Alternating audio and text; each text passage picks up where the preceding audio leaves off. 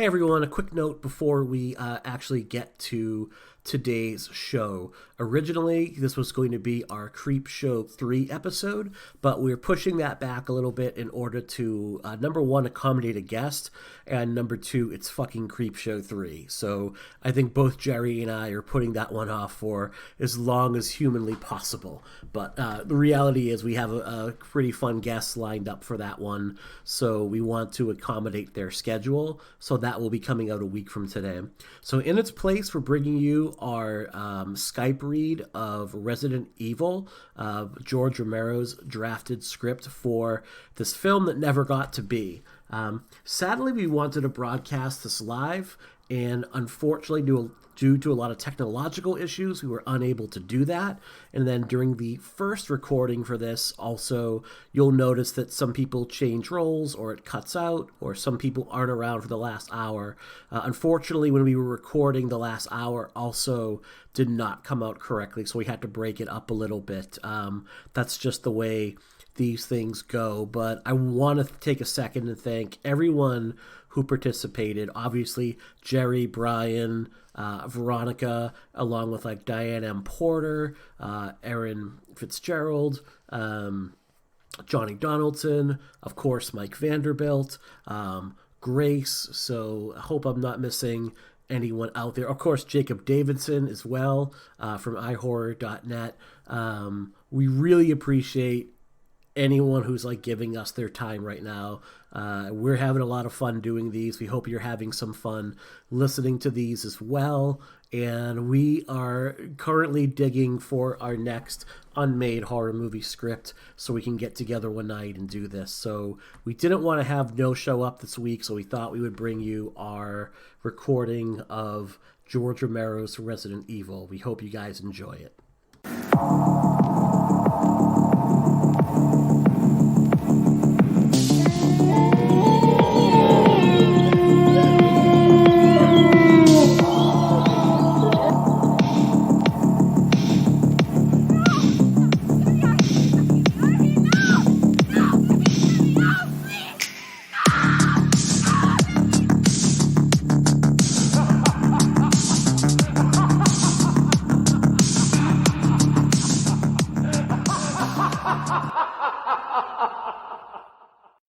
Hello, this is Audible. Resident Evil original screenplay by George A. Romero, based on the game by Capcom. Screen story by George A. Romero and Peter Grunwald. Constantine Film, Romero Grunwald Productions. First draft, October 7th, 1998.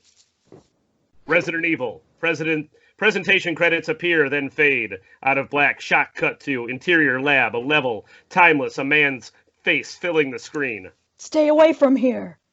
We're watching a video monitor. A pre-recorded tape shows a view of what is obviously a pristine research laboratory. Dr. John Marcus, in a lab coat, faces the camera, disheveled and looking like a madman. The lab must remain sealed. In the conference room, overhead lamps cast pools of light down on a conference table onto the hands of people assembled to observe the video. We see no faces, but expensive watches, sleeves with high-ranking stripes indicate wealth, power, and a military presence. For God's sakes, don't come in. The camera is swatted by a hand that lurches suddenly into the foreground. We only see it for a few frames, but we might subliminally notice lesions on the flesh. The image swirls wildly. The next picture we see is of the same laboratory, topsy-turvy. The camera is lying on its side on the floor. Look, here. A laser pointer casts a red dot on a corner of the video screen, indicating a hunched figure leaning over a human body, apparently feeding. With a grunt, the figure turns and lunges, its face covered with blood, at the camera. The image swirls again and the screen goes black. With a music sting, a title appears, full across the blackness.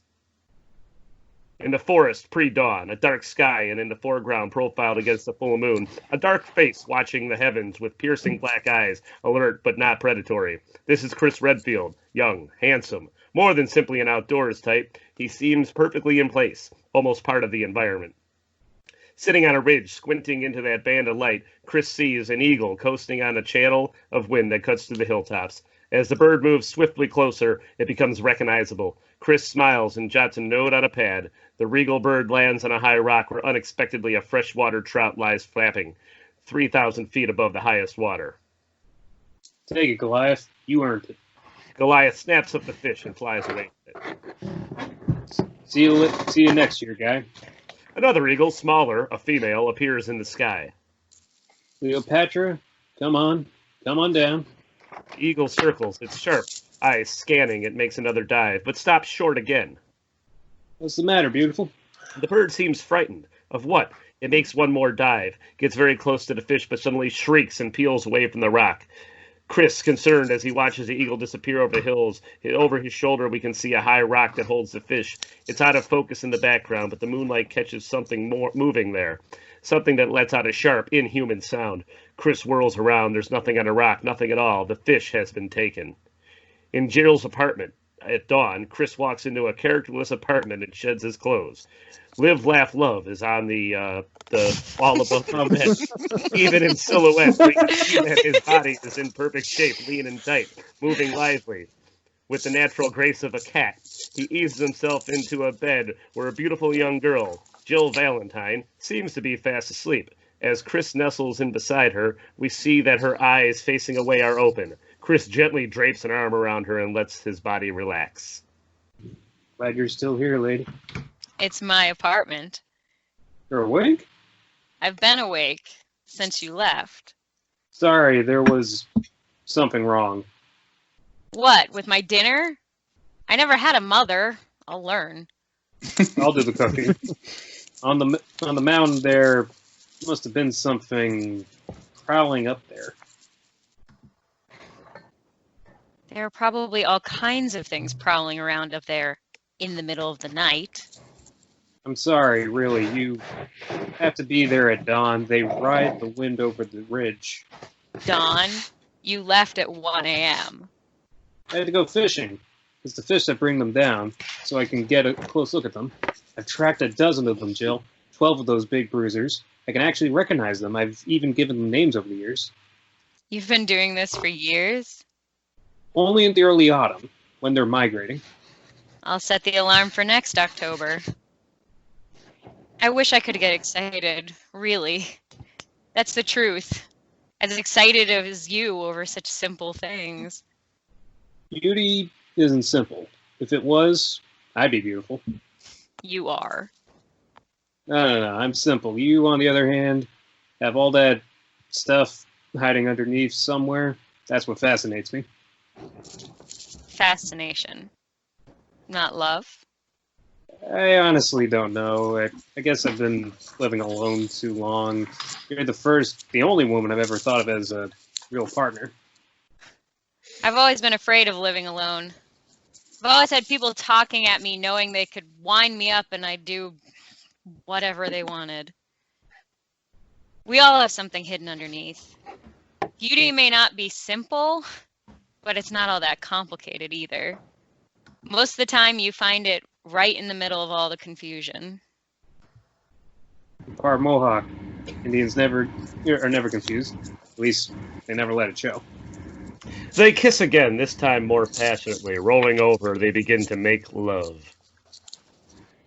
On a farm at dawn, the purple horizon is turning orange, but it's still quite dark when a crusty old farmhand, Rake, opens the creaking door of a stable with a flashlight, leads 3 horses into the morning breeze. 2 dogs, a lab and a spaniel, romp at his heels as Rake opens a log gate.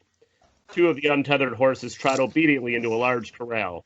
The third, a beautiful stallion, resists, snorting, tossing its head in high spirit. Get in there, Lucky. Quit horsing around. Get! Hold on. Lucky moves into the corral, strutting proudly. Swear, if I didn't know you was just an animal, I'd say you're all full of yourself. Get in there! The dogs What's wrong suddenly with you go on two? point. Their ears perk, they sniff the air and begin to whine. What is wrong with you two? Crack!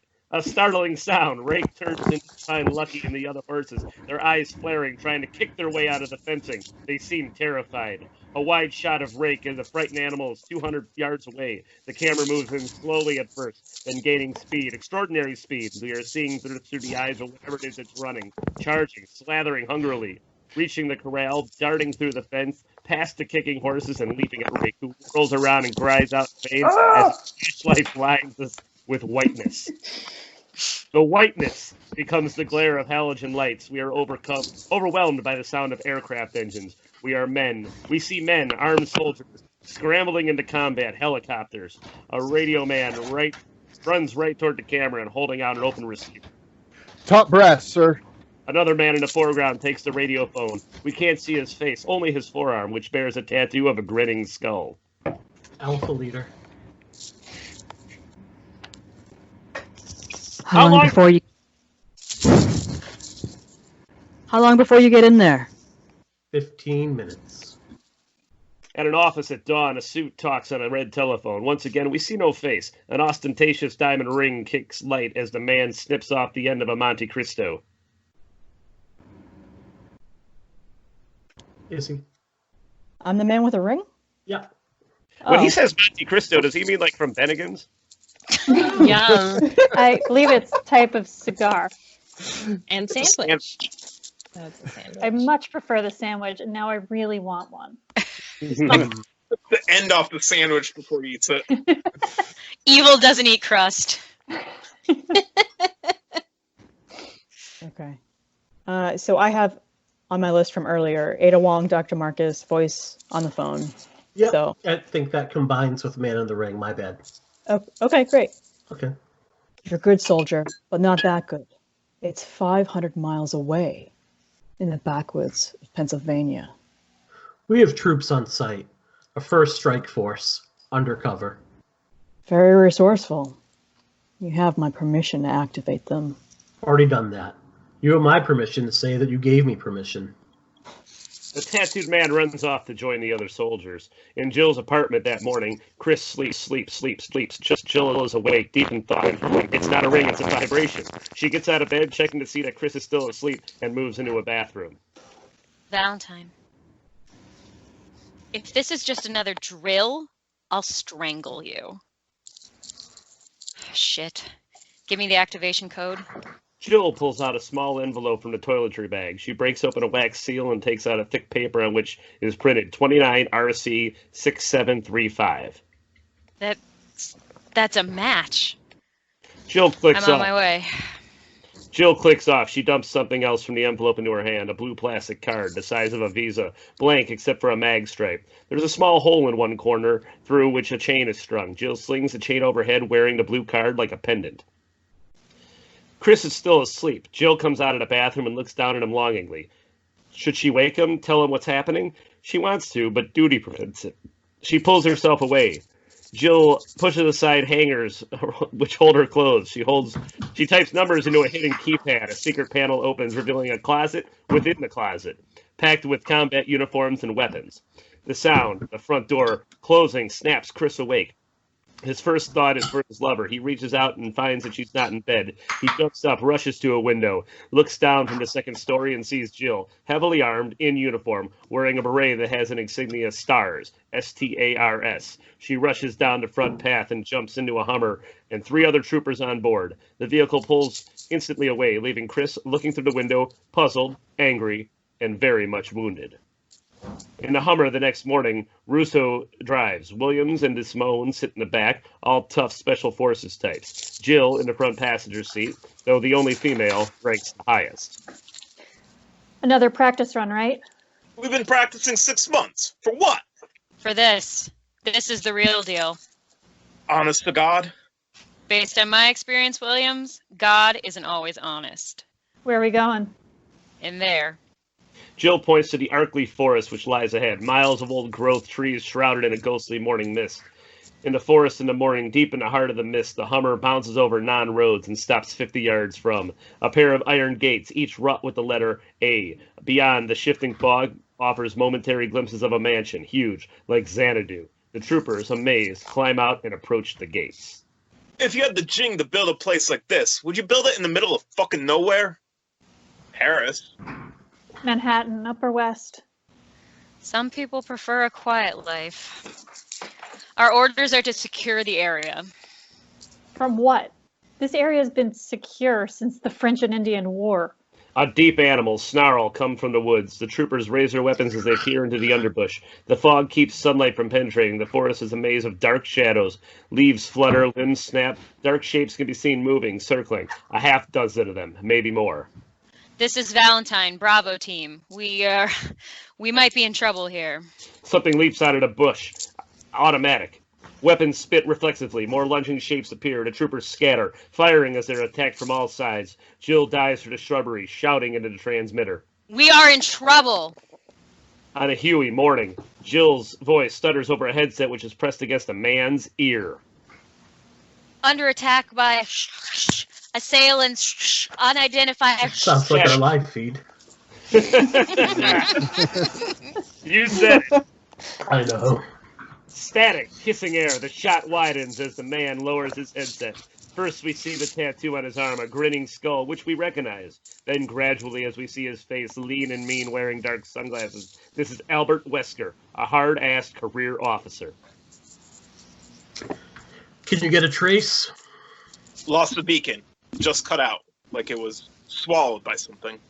I do believe, gentlemen, that we're going to be earning some combat pay. There are 3 other men on board. The closest to Wesker is Barry Burton, a muscular black man as big as a grizzly with the heart of a teddy bear. Damn, if you don't love a fight. Hey, if I didn't, you'd be a dead man. Pilot, call in a 9-9. I want Raccoon City evac. The camera passes out through one of the helicopter's windows as the chopper soars away. When the shot widens, we see the other Hueys, black, unmarked, keeping formation. 3, 6, 10 of them. In the forest in the morning, the guns blaze. The troopers are under assault by thrashing inhuman shapes, growling, snapping. Jill rolls into a natural trench. DeSimone is behind her, and Williams is crawling just ahead, his legs pumping.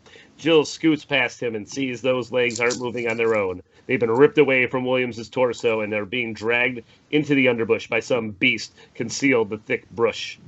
Other beasts attack DeSimone. Then Russo.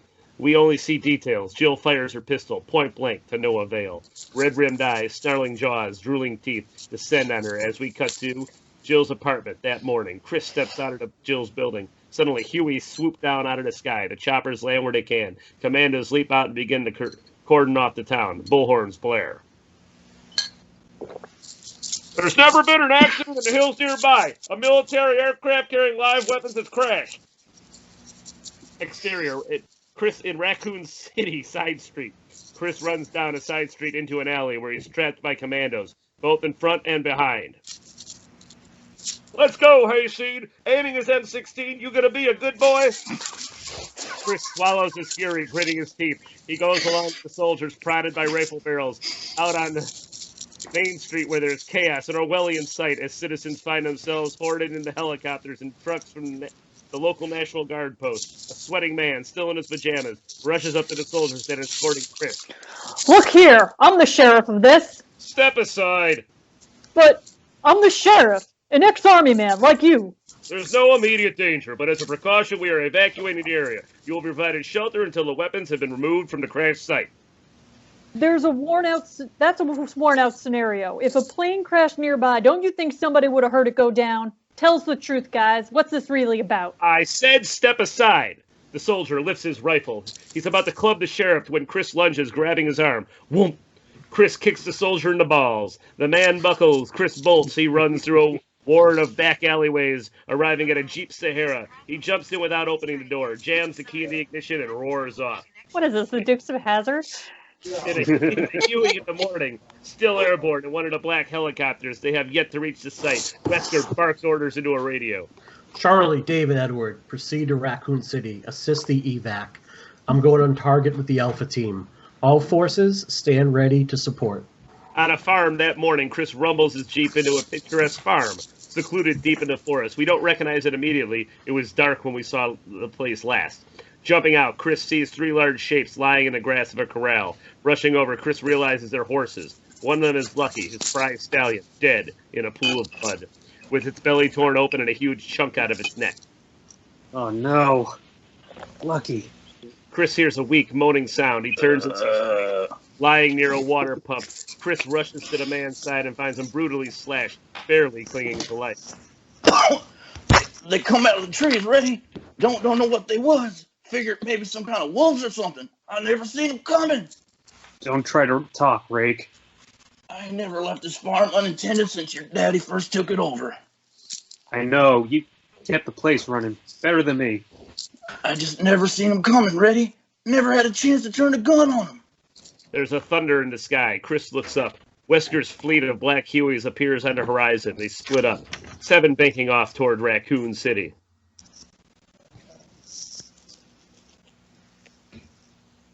Chris? Where are they going? There's nothing in there except... You ought to remember it real good. I do. From when you was a kid. The old Arkley place? I remember them days. I surely do remember them old days. I'm not going to bullshit you, Rake. You're in a bad time. If there's any way to save you, I'll find it. I swear. You just hang in, oh guy. I'll be right back. No, you won't. Chris jumps to his feet and runs into the great room of the farmhouse, rustic, cozy. Chris snatches up a telephone. There's no dial tone. The line is dead. Chris rushes to a gun cabinet and pulls out an old Winchester rifle. He scoops ammo from a drawer in his shoulder bag and runs back outside where his eyes catch movement into the corral. Lucky, in trails spilling, is trying to stand. Oh, God, Rake. Oh, Jesus. The poor thing's still alive somehow. Chris shoulders his ammo bag, reaches inside, and quickly reloads the Winchester. Stepping forward, he aims carefully. Sorry, old hoss. Blam! A clean shot that a horse's brain drops the animal. It takes Chris a long moment to recover, then he looks into the trees. The helicopters are no longer in sight, but their thunder remains. They haven't landed yet. Chris turns and rushes back to Rake's side, only to find he has died. Chris's jaws tighten, but he has no time to mourn. He closes Rake's eyes, digs through the grass, pulls up a handful of dirt, stuffs it into the old man's hand, and closes his stiffening fingers over it. The earth keeps us. Conquering his emotions, Chris runs to his Jeep and jumps in. He shifts into a 4-wheel drive, ignoring the road, heads straight over to the field to the trees. You guys, hold on. I have to pee real quick. Keep going. I'll be right back. As the Jeep disappears, the camera cranes down, zooming in on one of the farm dogs, the spaniel. Not the entire animal, but one of its 3 separate parts, its front end crushed head, bloody neck, and a single broken paw, which is trying to crawl. 50 yards away, Rake's hand relaxes. The earth spills out through his fingers as the dead man's eyes pop open. In the Arkley forest that morning, the first of the black Hueys drops hazardously into a small clearing with barely enough space. Unable to land on the scrub brush, it hovers 10 feet off the ground. It rotors clipped tree leaves as Wesker, Barry, and 2 other STARS commandos jump out, heavily armed. The chopper lifts off, placed by Huey number 2. Huey airdrops 2 men, 2 with STARS uniforms. There are 12 commandos in all Alpha Team. Wesker looks up to the Huey's pilot, using his radio to speak to the man. You have to rotate or we run out of fuel, but I want one chopper to remain in the air at all times. We might need help in a hurry. Barry looks worried. His instincts are asking, we might need help? Against what? We only see this in his eyes. He says nothing as Wesker leaves the team through the woods, unaware of Chris, following behind, crouching around trees and bushes. Not a trained commando, but comfortable with the land. A natural warrior, using ancestral instincts. Of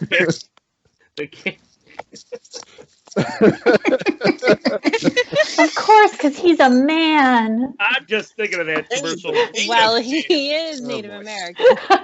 I'm just thinking of that Mohawk. commercial with the Native American crying from the 70s. The camera. You mean the Italian man who masqueraded as a Native American? Pardon me, you mispronounced that. It's pronounced Italian. Maybe like Bill Tench and Creepshot 2.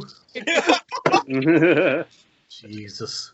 The camera tracks combat boots as they crunch through the low-lying mist, stopping abruptly when they encounter weapons, ammo belts, bits of shredded uniforms, and human body parts strewn all through the surrounding bush, remnants of what was obviously a feeding frenzy. Holy God! Brad Vickers vomits unharmed. He's Alpha Team's computer techie. Not a combat soldier. He's a bit of a coward. Oh, thanks, George. Rebecca Chambers is the team's medical officer. She digs an ammonia capsule from her pack and holds it under Vickers' nose. Richard Aiken and Kenneth Sullivan are buddies. Regular G.I. Joes right out of every war movie. Aiken stares at the carnage, calmly chewing a wad of gum. You ever eat roadkill, Sullivan? Aiken, a guy with a brain your size would be better off dead. Want me to shoot you, Aiken? I'm ready to shoot somebody. I'll pass. Shoot Sullivan. Forrest Spire, a wiry Willem Dafoe type. Yeah. I don't think there's such thing as a Willem Dafoe type that's not Willem Dafoe. Type. I'll do my best here. Finds a bloody beret and brings it to Wesker. There's an ID tag on the brim. Valentine. Radio Washington. Bravo team found on site. No survivors. In the bushes, Chris overhears, not wanting to believe. He sees Wesker angrily pitch Jill's beret into the bush. We're going in. Watch your backs. Wesker advances his troops. When the coast is clear, Chris rushes in, picks up the beret, and sees the name tag for himself. Valentine. One of the Hueys dips in. Chris looks up. The sight of the war machine lifts him from defeat to rage. His eyes are soft. For the last time, he tucks Jill's beret into his pack. When he looks up again, those eyes have become newly predatory. He ducks out of sight, and as the helicopter swings lower. Something dark, which is moving towards them. It pokes its head out. A wolf. Rake was right. Chris readies his Winchester as the animal stalks forward. It's not a wolf. It's a dog. Mottled. It's fresh flesh gray, covered with rotting lesions, and it has the bleeding bullet holes in its belly, chest, and neck. It leaps at Chris. He fires. Blam! Who fired? Who fired? Before anyone can answer, the team is attacked by more dogs, which burst out of the surrounding woods. Dobermans, shepherds, even fucking corgis. But something is seriously unresolved. Their eyes are dead, and their flesh decaying. Automatics piss streams of lead. Hot rounds tear through the animals. Many of the slugs accidentally blowing out brains of his bullets, of his targets, one of the dogs' heads. The commandos are backed up against the iron gates we saw earlier. The Arkley mansion stands beyond. Let's get inside. No, I want them all dead. You hear me? Stand fast until they are all dead. The dogs don't stand a chance. Alpha Team's firepower is overwhelming, but there is a human casualty. Joseph Frost trips and falls. One of the dogs pounces on him, chewing on his heart through his back. Wesker steps in, riddling the dead man and the dog with 40 rounds from his M16. In the next instant, another dog leaps at Wesker from behind. He hears it snarl too late. He dives into the grass. Too late. The dog is about to land on him when it's blasted out of midair by Barry. Even Stevens, boss. You saved my ass in the desert. I saved yours in Pennsylvania. I don't believe in being even Steven with anybody. Well, A fuck man you. saves my ass, I pinch his back. Before this day is over, I'll pay you back in ass, Barry. You can stick with me, okay? Doesn't even watch Even Stevens.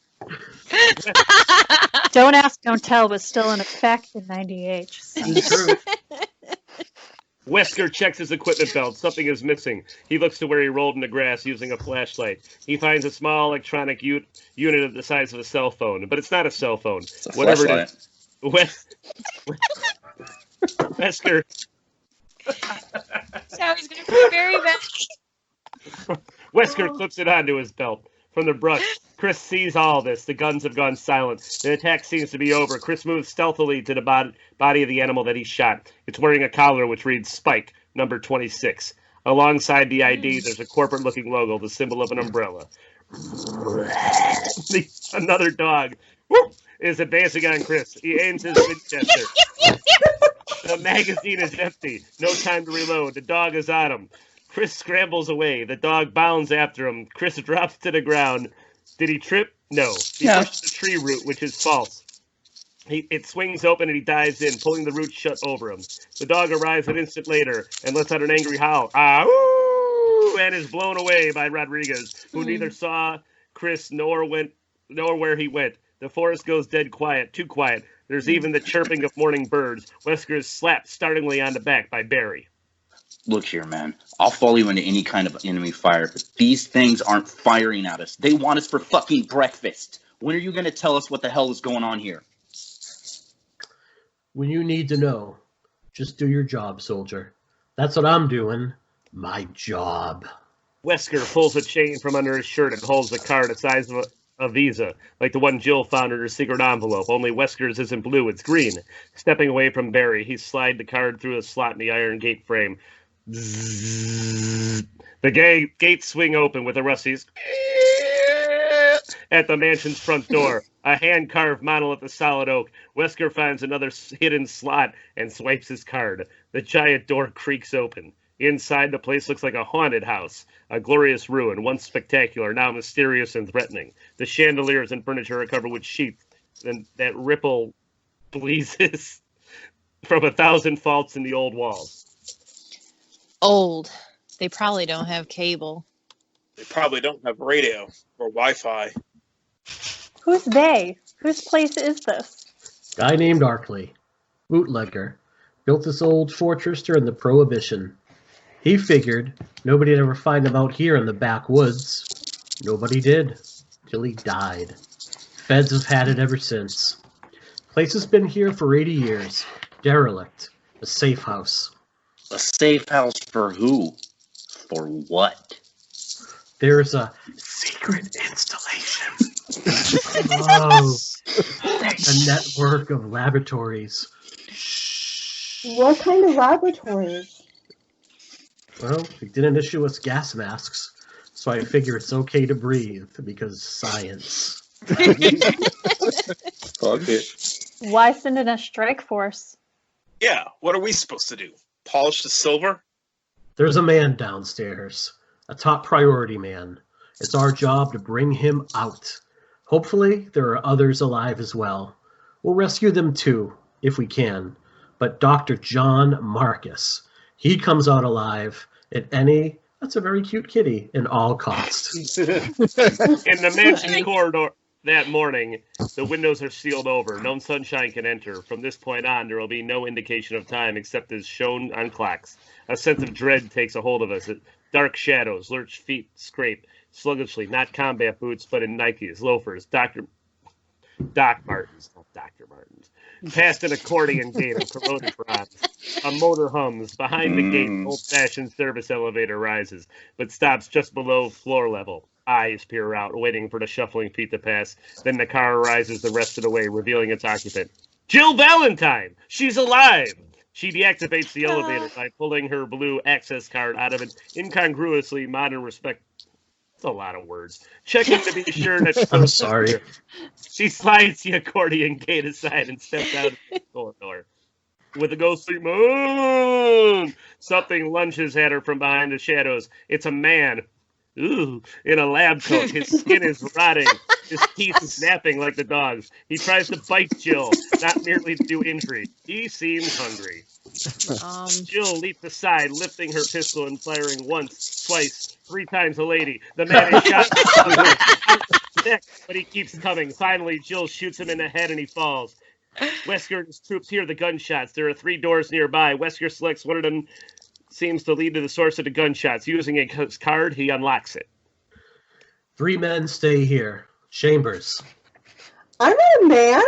Rodriguez. I'm better than a man. What a man, what a man, what a man, what a mighty good man. All right. Say it again now. Okay, respect the script. All right. You come with us. Respect the script. There it is. All right. Come with us. Aiken, Sullivan, stick here with Chambers. Why us? I don't know. Why me? You? I guess the CO figures you're as worthless as a day making. Sorry, ma'am. I didn't mean. I meant Aiken, not you.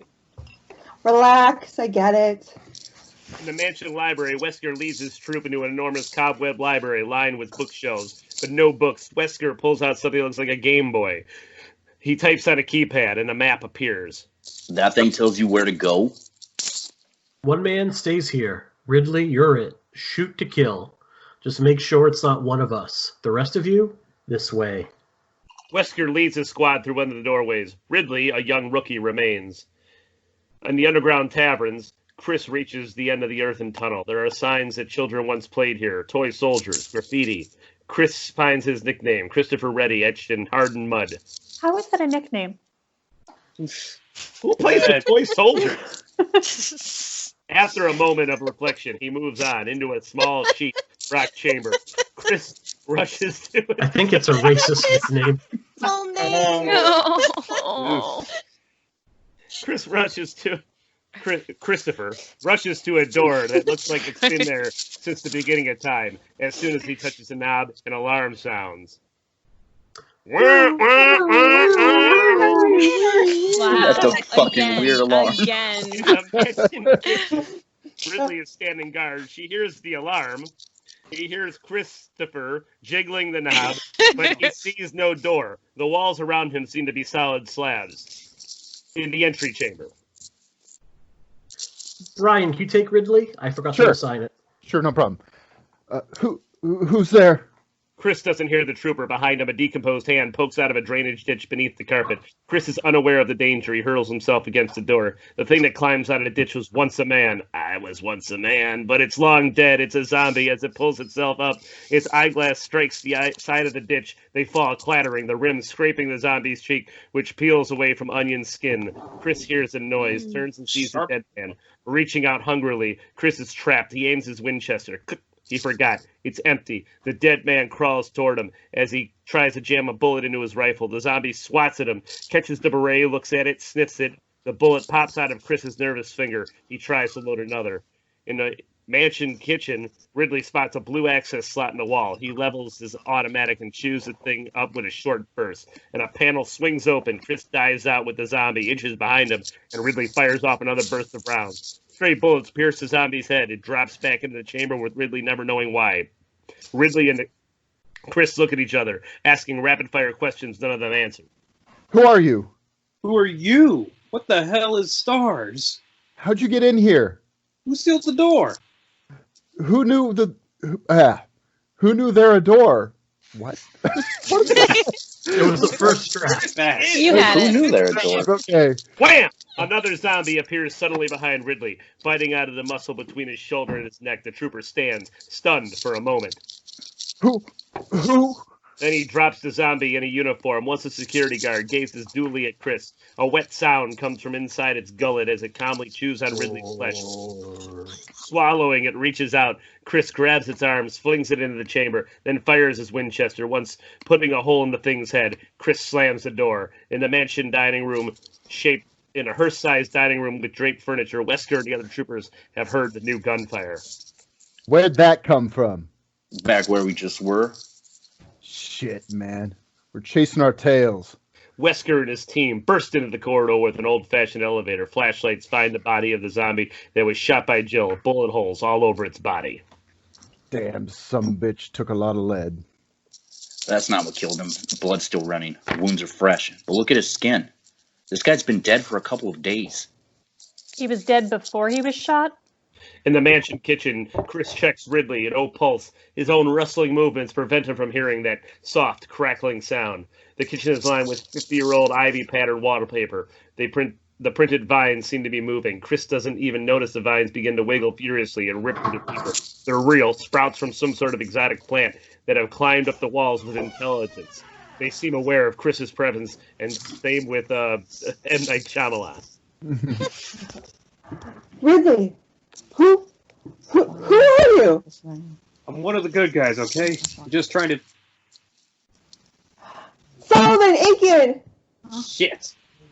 Chris, familiar with the room, opens a small door in the wall, barely man-sized and almost invisible because it's covered in matching wallpaper. Chris dives in. Aiken and Sullivan pop up behind Rebecca, having barely caught a glimpse of Chris. Who's that? Get him! What are they? Sullivan points at the vines, which are swirling, groping as if alive, making their way toward Ridley's body. In the mansion chute, in the laundry chute, propping himself up against the sides, Chris descends down as he did as a child, and comes out onto a drop ceiling, newly installed. Iron frames support air filtration systems and other heavy machinery. Somebody did some major remodeling. In the kitchen, the vines continue to advance. We gotta get him out! The troopers rush to retrieve Ridley's body. The vines hover around them, occasionally darting, then pulling back as if they were timid animals, hungry but afraid of a new food dish. What? Smart fucking plants? No big deal. I've seen the ruins. Most plants are smarter than you, Aiken. In the mansion corridor, the others are still puzzling over the downed zombie. Why would anyone shoot a dead man? Let me guess. Maybe because he was walking around? Headshot. We were spraying those dogs outside, but think about it. Were any of them brought down without a headshot?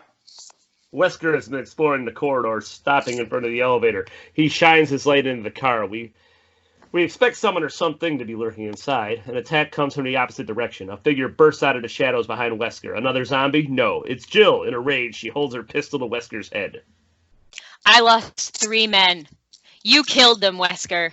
You did, and I did. Because I didn't know what to expect because you didn't tell me. Tell you what. Anything. I wasn't told anything. Put down the gun. Instead, Jill clicks the hammer back. Put down the gun. Not until... Release! That's an order, soldier! Jill blinks. Slowly and reluctantly, she lowers her gun. How did you get in here? How you doing, Valentine? Good to see ya! Glad you're still alive. Same here, Colonel. How did you get in here? The same way those fucking dogs got out. Through their pens. I knocked them off. Good thinking. A voice interrupts from the end of the corridor. Man down! Ladies first. Fuck you. The troopers trickle into the kitchen to find Rebecca kneeling over Ridley's corpse. Maybe they're in the house. More of them dogs. Diameter is too small. It almost looks as if it was done by a human. Yes, but what kind of human would do something like this? Not a vegetarian, that's for sure. Aiken, you'd be better off. There was a guy, not part of the team, and there was some kind of plant that seemed alive. Give me a fucking break. No shit. It disappeared right into the wall. I guess it's time to spill it. I don't know much more than I already told you, but I'll tell you the rest now. The labs here were working on special apps for bioengineered materials. Speak English, hombre. Marcus had been experimenting with an artificial man-made virus, coded the T virus. Financing came from a private corporation. You may have heard the name Umbrella. They're multinational. Huge. So huge that they have connections in high places. That's why we're here. This virus, it jumped, right? Shit. We're all dead. We got the bug. We're all dead. Not airborne. It was spread in the water supply. Lab animals and the researchers themselves passed it on by. By biting. Exactly. Okay, so you catch this virus and what? You have to stay home for 2 months. Yes. Right. Pretty much. With no stimulus check. Everybody stay 6 feet apart. You die. Where's my unemployment, Umbrella Corp? Call this number. You die, but not for long. The chemical revives the brain and... You stand back up and chew on the first guy you see. Christ. This is like Night of the Living Dead. Why in the name of Jesus would anybody want to mess with that shit that does that shit? I was about to say we need the Leonardo DiCaprio meme for when he says Night of the Living Dead in this script. Where he's walking that the Inception walk meme? Yeah. Oh. Victory, friend. Civilization has come a long way, but we still have war. Imagine a soldier who can't die. Imagine all the people. That was the concept. But the virus jumped. Hopefully, if we got all the dogs, we've contained it. So who let the dogs out? I did. I told you. I went through the pens. Hopefully, Jesus, why didn't you tell us? By telling you now, I'm putting your lives in jeopardy. Nobody has this information, except a few high and mighties. Me, and now you. We have to get Marcus out of here. He developed this thing. He's the only one who understands it. I don't know. This all sounds pretty shaky to me. With a lightning move, Wesker draws his pistol and blam, fires at Rebecca. She flinches. The bullet flies past her and shatters the skull of Ridley. The dead trooper, who, having stood up, was about to attack Rebecca from behind. Ridley drops dead again. Guess that proves it. Headshot knocks him down. That man was was dead. Doc, I should have known. That man was dead. Vicky, Vickers reaches into Rebecca's bag, pulls out an ammonia capsule, cracks it, and holds it under her nose. Hope you have a lot of these. Chris crawls through the drop ceiling in a crawl space into the uprising light from one of the vents. He looks down through the grid work and sees the same laboratory that was behind Marcus in the opening video. No longer pristine, it's wrecked, torn apart. Files are scattered everywhere along with smashed fragments of furniture and computer hardware. Cages that line the walls are filled with lab animals, making nervous chatter. Chris watches a monkey sip water from a water dish. Like the other animals, its skin is rotting. Chris is about to move on when his eye catches movement from outside the cages. There's a man in a lab coat, sitting at a desk and writing on a notepad. Hey. Hey! Hey. Hey. Hey, girl, hey! The man turns his head slowly to look up toward the place. There's nothing left of his face. Raw tissue seeps odd-colored fluids. A single eyeball is nestled tenuously into the ooze. Something like a mouth opens and groans. The lab door bursts open. Wesker and Alpha Team stream into the lab. The thing with the destroyed face turns towards the invaders, stands and shuffles toward them. Without hesitation, Wesker, on point, fires a quick burst into the thing's brain. It drops like a sack. The lab animals shriek. The team flies in without noticing another zombie crawling across the floor, heading directly for Spire. Heads up. He punches out at a grate of the barrels of his rifle and blam, punches a surefire hole in the zombie's head. Brad Vickers, his nerves badly frayed, thinks his team is being attacked. He sprays the ceiling with his automatic.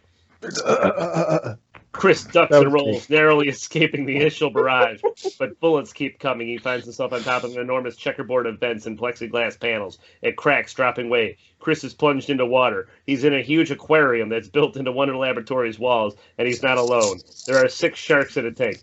Zombie sharks. No fucking way! Oh, man! Zombie sharks. The largest We were of them denied snaps back zombie sharks. but its jaws catch only a clump of swirling hair. Chris kicks with his feet, remaining upright, and fires his wet Winchester. The bullet wimps out, restrained by the water. It penetrates the shark, but barely. Chris gets an idea. He kicks forward. He plants the barrel of the Winchester directly against the aquarium. Glass only finds himself directly aiming at Jill, who is aiming back at him with her N16. They're both stunned. They stare at each other for a moment, as if to say, we need a bigger boat, like gunfighters, till another shark circles in for an attack. Chris swings the Winchester away from Jill and fires underwater. The aquarium's glass cracks but holds.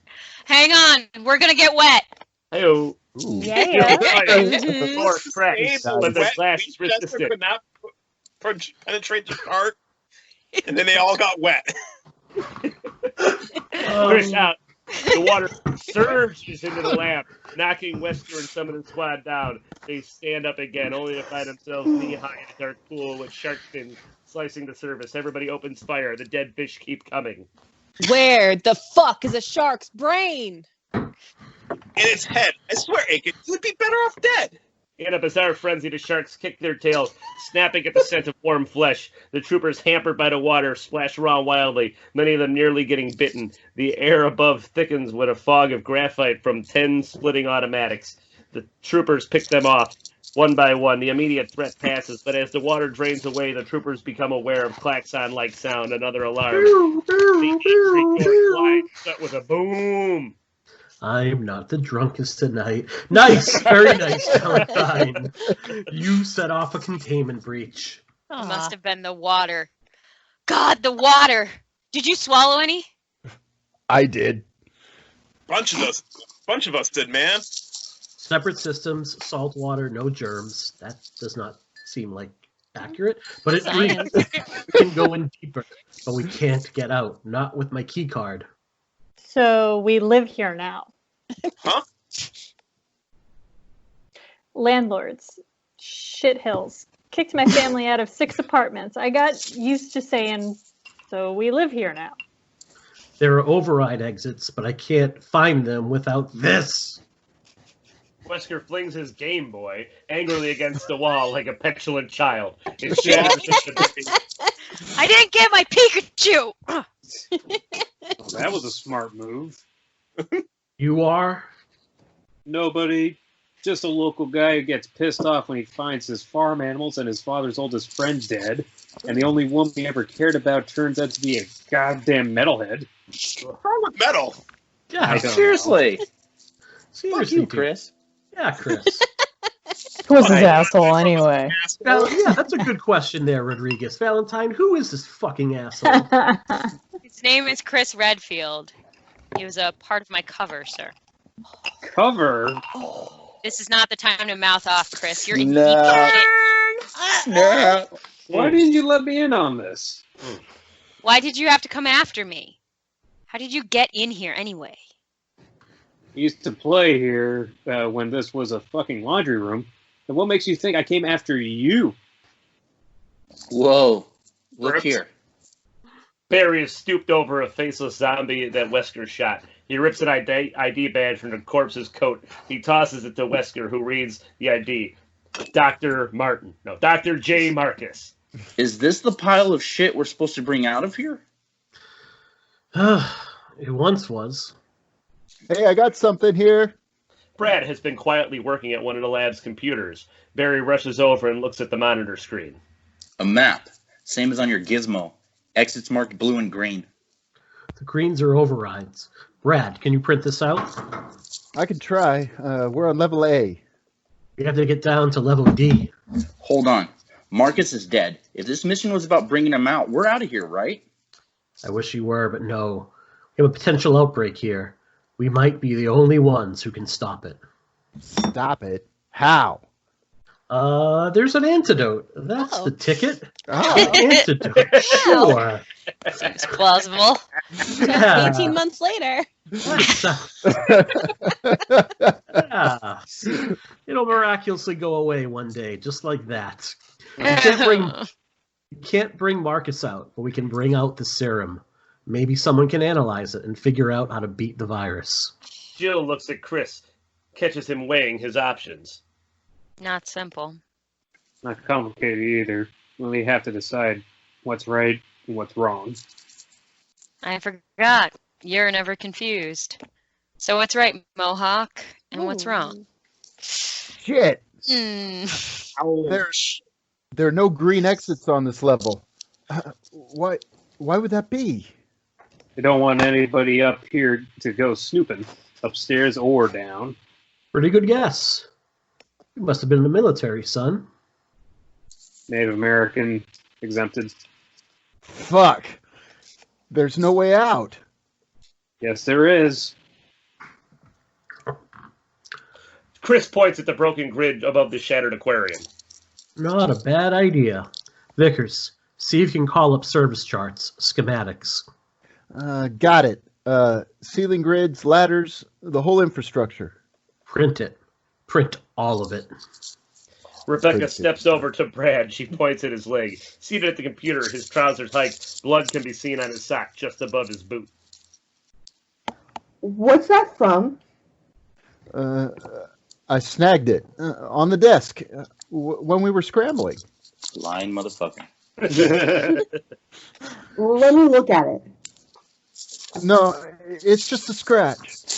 Vickers is one of those guys who wants a haircut, doesn't he? Hey, I get myself a haircut. Thank you very much. Chris watches Wesker as he studies the printed charts. There's a part of an old laundry chute. It might not show on there, but it runs up to the kitchen. I'm not going up. I'm going down. I like to let you guys. Yeah. Nice. Spicy. I know. I got chills. I like to let you guys off the hook, but I can't. I need backup. You're coming with me. Any objections? Oh, I'm coming. I'm not even breathing at the end. Think about baseball, Barry. Think about baseball. How much are you going to pay your gigolo per orgasm here? Oh. It's a seller's market. That's not how it works. You pay the. Never mind. We had a whole. Wow, I can't believe Romero wrote all this. Hero wrote that. Hey. Crazy No script, you objection. guys. We'll back you up. All right, where the hell are we? We're at Screw up. Respect the script, motherfuckers. 30. I think we're at 31. Jill. Chris is 36. disappointed. Troopers exchange Chris, you're glances up. and bad jokes. There we go. No objections. We'll back you up. You said people wind you up and you do whatever they want you to do. Stay out of this, son. You're the only one here who doesn't have a choice in this. There's no place to lock you up. I can't let you go. You're a security risk. I could shoot you. Legally. But your lady friend here would probably get all over my ass. So I'm afraid you're coming with us, whether you like it or not. Jill, he's your responsibility. See that he doesn't make any trouble. You up to the challenge? Try me. Already have. In the crawl space, one by one, the members of Alpha Team wiggle up into the crawl space above the ceiling. Chris climbs up behind Jill. Other troopers are already away, following Wesker, who guides them with the help of his chart. Jill starts after them, and Chris grabs her arm. Jill, I'm sorry. I'm just angry. When I thought you were gone, then when I saw you alive, I realized that... That you were still fascinated. Oh, stop. He pulls her into an embrace. She goes willingly. Come with me. We can get out of here. I want to. I want nothing more. But I can't. When I'm in this uniform, I'm more than just me. Try to understand there's no I in team, Chris. There's no I in There are dead. cliches in this script. There's no I in dead either. I know. I should order you to come with me. You'd never refuse an order. You go. You're not part of this. I'm part of it as long as you are. This is very uncomfortable. Is this a kissing book? Barry, having overheard, is halfway up through the grate. For me too, brother. I mean, this iron grate on my stomach is very uncomfortable. Chris and Jill help Barry into the crawl space. Or rather, Chris and Jill help that whiny little bitch Barry up into the crawl space. They start off after the troop, and the camera tracks them. This is getting old, man, I swear. I've been in this army 18 fucking years. Yeah. 18 years? Yep, 2 away from the big retie. Desk job, right? Nobody lasts that long if they've seen action.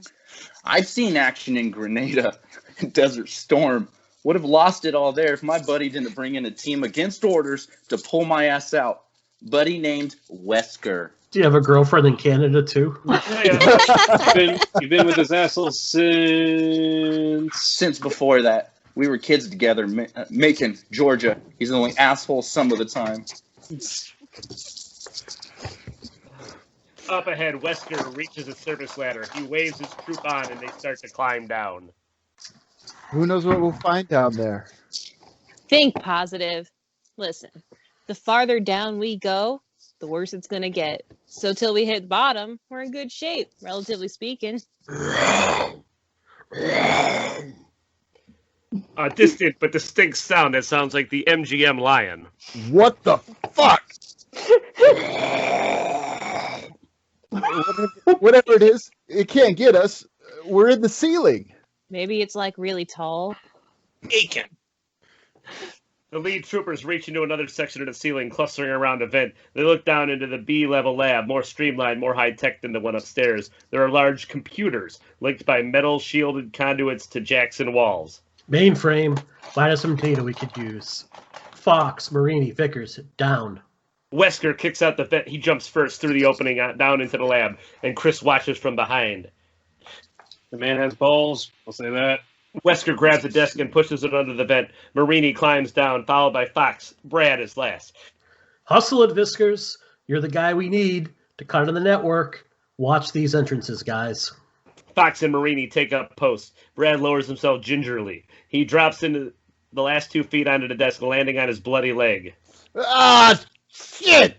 He topples, falling to the floor, but pops up instantly. I'm all right. Another distant snarl. Hold tight. It doesn't sound like it's on this level. Shit, I'm locked out. Any clues for a password? Try 1, 2, 3, 4. That's the password on my luggage. Try password. Try umbrella. Try umbrella. Swordfish. Try umbrella. Where? Brad types rapidly. Flubs types again. Nothing. Wait, I'm into no data. Just some kind of video feed, time coded yesterday. It's a playback. Holy shit! We hear it before we see it. The sound of absolute panic. People shouting, screaming, thuds and crashes, glass breaking. Then Ada Wong. Please, please, if anyone is receiving the situation is completely out of control. Wham! Wham! The woman is pushed out by a man who is trying to protect her from something that blurbs past the lens, like a pendulum, like the pot in the pendulum. From above the next inches slat, the lens is coated with blood, and it oozes down. We see a partial image of the same man. His head is out of frame at the top of the screen. The thing above must have a hold on it because the man is dangling, his arms twitching. His back has 3 gouges in it, long and so deep they might have been made by a piece of heavy machinery. We only see this for an instant before the man is lifted straight up with amazing speed. Wesker clicks off the monitor. The other men instinctively look up above their heads. Maybe the ceiling's not such a safe place after all, sir. Crash! The door behind Fox bursts open. Before he has time to react, the zombie is on him, biting his cheek, neck, shoulder. The 2 figures fall to the floor, grappling. Wesker can't get a clean shot. Scram! The Marine is the first to reach the desk, but he helps the limping here. Brad up and get him. 2 more zombies lurch in through the open doorway. Wesker shoots them, but he sees more. Can't tell how shambling toward the open doorway from the darkness and beyond. Brad is yanked up into the ceiling by Sullivan and Aiken. Chris leans out of the opening, reaching for Marini. Wesker kicks the mauling zombie in the head. It takes 3 boots to attract the thing's attention. When it finally looks up at him, Wesker blows out its skull. Chris pulls Marini to safety. Barry leans down through the opening. Haul ass, boss! The zombies are heading for Wesker. There are 3 of them. Barry shoots at the one in the front. Misses. His second shot hits the thing's brain. Wesker tries to hoist Fox. This time rolls over on his own. He has drawn his pistol. Before Wesker can stop him, he eats the barrel and blows out the back of his head. One zombie is dangerously close. Barry fires 2 more rounds. No headshot. But the zombie staggers and, though not dead, falls directly towards Wesker. The colonel rolls on his back, kicking himself away, managing to clear. He uses his own pistol to blast the zombie. He scrambles to his feet, darts towards the desk, and jumps up. The 3rd zombie grabs his leg from above. Barry risks a dangerous shot. Blam! Wesker hears the bullet whiz past his head like a mosquito. The zombie is hit in the skull. It drops. There are more of them coming out of the darkness, and Barry takes a hold of Wesker, and with a single strong arm, pulls him up into a crawl space slab, level B. That's 2 I owe you. 1. We were all even Steven. 2. Remember? Even Steven? Not in my vocabulary. Let's move. It's not that bad of a show. Wesker takes off. Spire, Rodriguez, Aiken, and Sullivan are quick to follow. The others lag behind. Those things could get up here. We can't let that happen. This is our way out. Chris swings his leg through the grate and jumps down. In the lab, on the desk, he boots down one of the zombies away and tries to leap over the others. One of them catches his foot midair. Chris isn't hurt, but he topples to the floor, sprawling, losing his Winchester. The zombies have him cornered. He crawls toward his rifle, reaches it, pumps a shell into the firing chamber, aims at the closest of the Walking Dead, which was once a young man, a simple laborer, wearing overalls, with a name tag that says Joe the Plumber. Crusoe, can you hear me? The zombie lumbers forward hungrily. Caruso, can you hear me? Chris has come late to the realization that these things were once human. Now he comes into the realization that they are human no longer. The zombie grabs the barrel of the Winchester, pushing it aside. Chris can't bring it back to bear on the monster's head. He blasts around through the thing's belly. It has no effect. The zombie reaches for Chris's throat, starts to lean in to bite him. Blam! The thing's skull explodes. Jill has jumped down on the desk. She fires another accurate pistol round. The second zombie falls. Thank you. Anytime. How do we get back up? Shit, if you didn't have a plan, you shouldn't have jumped down here. We have a real problem here, Chris. Jill nods toward the open doorway. There are more stuttering figures approaching out of the dark. How big is this place? How many people were down here? How do we get up? Startling sound, a dark shape swings down from above and grabs Jill. Is the thing we saw in the video? No, it's Barry. What? Barry! His mighty arms lift Jill. She's caught by Barry's Aiken a and dark shape. pulled up to Oh, Lord, George. That's even worse considering George is actually really good at this kind of stuff. So why would he write that? Well, maybe it was the other guy. Yeah, it's the other guy. Let's go with that. grabs the edge of the grate and pulls himself up. Reaches back down through the opening. Below, Barry squats and makes a mighty leap with his muscular legs. Oh. Mm-hmm. Chris grabs his big, bulging arms and his ear. This would be wasted in Duke if this was made now. Big, heavy. Jill grabs on, then Thank you. But one of the zombies has reached Barry. It grabs his kicking legs, its teeth snap and catch. The commandos lift Barry clear, but the zombie ends up with a chunk of something in his mouth.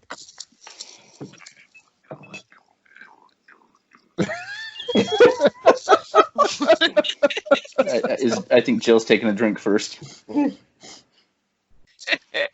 It got you. No skin broken. I'm lying, but I'm all right. We owe you a pair of pants. They crawl away. The zombies below reach up, their fingers clutching at the ceiling, but with the desk gone, there's no way they can get up. Dissolved to a storage area, the commandos climb down a steel access ladder into a storage room, stacked with crates and cartons. There's only one door. The place seems secure. Stand down. 5 minutes. I'm through, Wesker. Me too, man.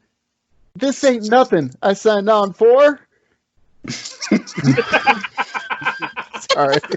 It's good. Right there, you know. Hey, I love wait, that. no. That's a highlight.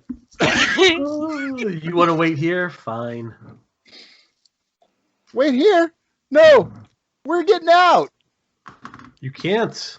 Not without this access card. Fuck you and your fancy doors and your green key. The choppers have rockets. They can blow out a wall if they have to. I'm calling them in. Fire pulls out his radio and starts to punch a code. See a wall blow. I'll blow them all for you.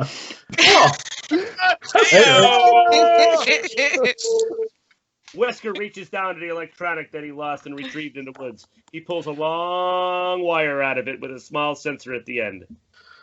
I'll put a crater in this forest. It takes out Raccoon City and everything else for 20 miles with this. He jams his little sensor into his ear and pushes a button on the belt unit. Small red lights blink. It's a radio detonator. Sets off explosives that are buried beneath us somewhere. The ultimate containment measure. Incinerate the place. Has a dead man mechanism. Reads my pulse. My heart stops and kaboom. You didn't tell us this sooner? No, of course not. You wouldn't follow me if that was the case. This is the plot of Saw 3. Where the hell are we? You lunatic. Oh, shit. You lunatic. That damn thing could slip out of your ear by accident. That's right. It's your job, all of your jobs, to see that it doesn't. And to see that my heart doesn't skip any beats. Give me the radio, soldier. Fire hesitates. Wesker explodes for the first time. Give me the fucking radio, or we all go up. Some bitch might do it, Spire. I'll be obliged to do it. If I don't get that antidote. Yeah, antidote. That's the ticket. I'll have to burn this place out. Valentine. Jill steps over to Spire and takes the radio from him. What are you doing? This guy's flunky. He just threatened to blow us all up, for Christ's sakes. That's what I'm trying to prevent. In the Arkley forest, in the air. Whap, whap, whap, whap, whap, whap, whap, whap, whap. One Huey is in the air. The camera moves in on a window. LaGuardia is flying. His radio man beside him. How many digits did you receive? 6. The beginning of an air support code but it just went dead on me. Call Stars in Washington. I want. Hold it! It's Wesker. Yes, sir. We got the signal, sir. He says it was a mistake. Call Washington anyway. I want the authority to take action if necessary. In the office, bring the hand with the ostentatious ring snatches a red telephone receiver out of a desk drawer. Sorry. If he was in real trouble, we'd have lost half of Pennsylvania by now. As the hand flicks ash, we see a sheet of paper on the desk from a letterhead that bears an umbrella logo. No authorization. In the Arkley Forest in the air that day, in the Huey, the radio man clicks off an incoming call. No independent action. Damn, I feel so fucking helpless. The Huey flies over the mansion, which, from the air, looks as stable as the Rock of Gibraltar. In a storage area, Whisker has come down off his rampage. He looks exhausted. He looks staunchly heroic as he speaks. Hey guys, really quick. Jerry had to jump off for a family emergency. Can someone pick up Barry? Yes. I'll take. You got it? I got it. Who's got Barry? Diana. Awesome. Thanks, Diana. You guys were handpicked, a special unit. Most of you have been sitting on your asses, drawing paychecks for more than 2 years. Well, it's time to repay those government loans. Bullshit. I'm not. Wesker lifts his automatic. Spire flinches. The action wasn't meant as a threat. Wesker is just checking his ammo. Hit your empties. Put all your loaded clips in the crate there. I count. Then I want rounds divvied up evenly. All right, we're on level C. Lingerie, lotions. Damn it, no more jokes. We have men dead upstairs. This hellhole full of people who died because of this stinking bug. 42. That's all we have? It's the life. Expecting It's a your war, life universe and Spire. everything. Yeah. We weren't expecting a war, Spire. I'll take 3. 3 to your boyfriend. Don't need them. Got my own loads. Good. Hey-o! Hey! Good. Don't shoot those loads too soon. Then we all get clips.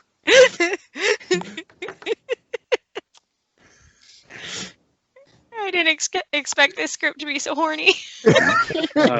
We've been locked up for a really long time. We haven't seen people. No more side. No more side trips. It was a lab upstairs. My mistake. I ain't making another one. From now on, it's straight ahead, in and out. Wesker stands and opens the door. Outside is a service corridor with unfinished walls. Spaces between raw metal beams are stuffed with insulation. Wesker checks the jam outside. It's got a lock mechanism, blue. Not an override. My key won't work here on the way out. Prop the door. The troopers drag a heavy crate over to the door open. Wesker moves out. The commandos trickle in after him. Chris holds Joe behind for a moment. Jill, this guy's a Looney Tune. He's just trying to get the job done, doing what he has to do. Yeah, well, I hope you'll say the same thing about me when I do what I have to do.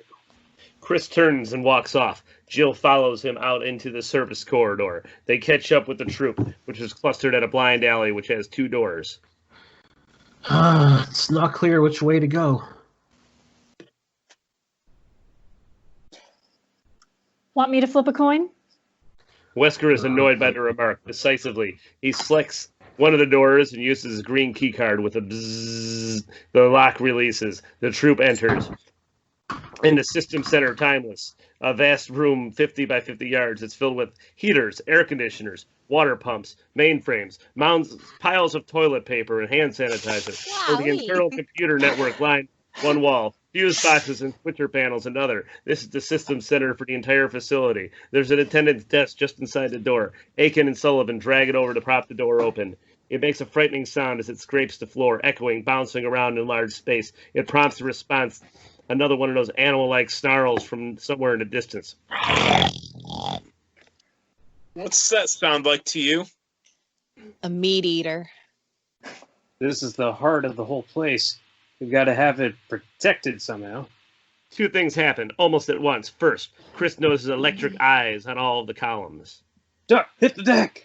Second, a zombie lurches around a corner, bites a chunk out of Marini's face. Jill whirls around to shoot at the zombie, but Chris grabs her, flattens her on the floor. Marini, staggering, screaming in pain, triggers the first electric eye. Laser beams shoot in all directions, forming a tight net. Chris and Jill are barely beneath them. Many of the troopers are hit by the beams, but do no immediate harm. But whatever they contact, small cylinders above the electric eyes begin to hiss.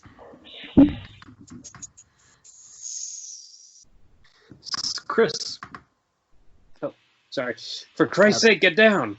The commandos duck under the laser beams just in time. Jets of steam spout out from the cylinders.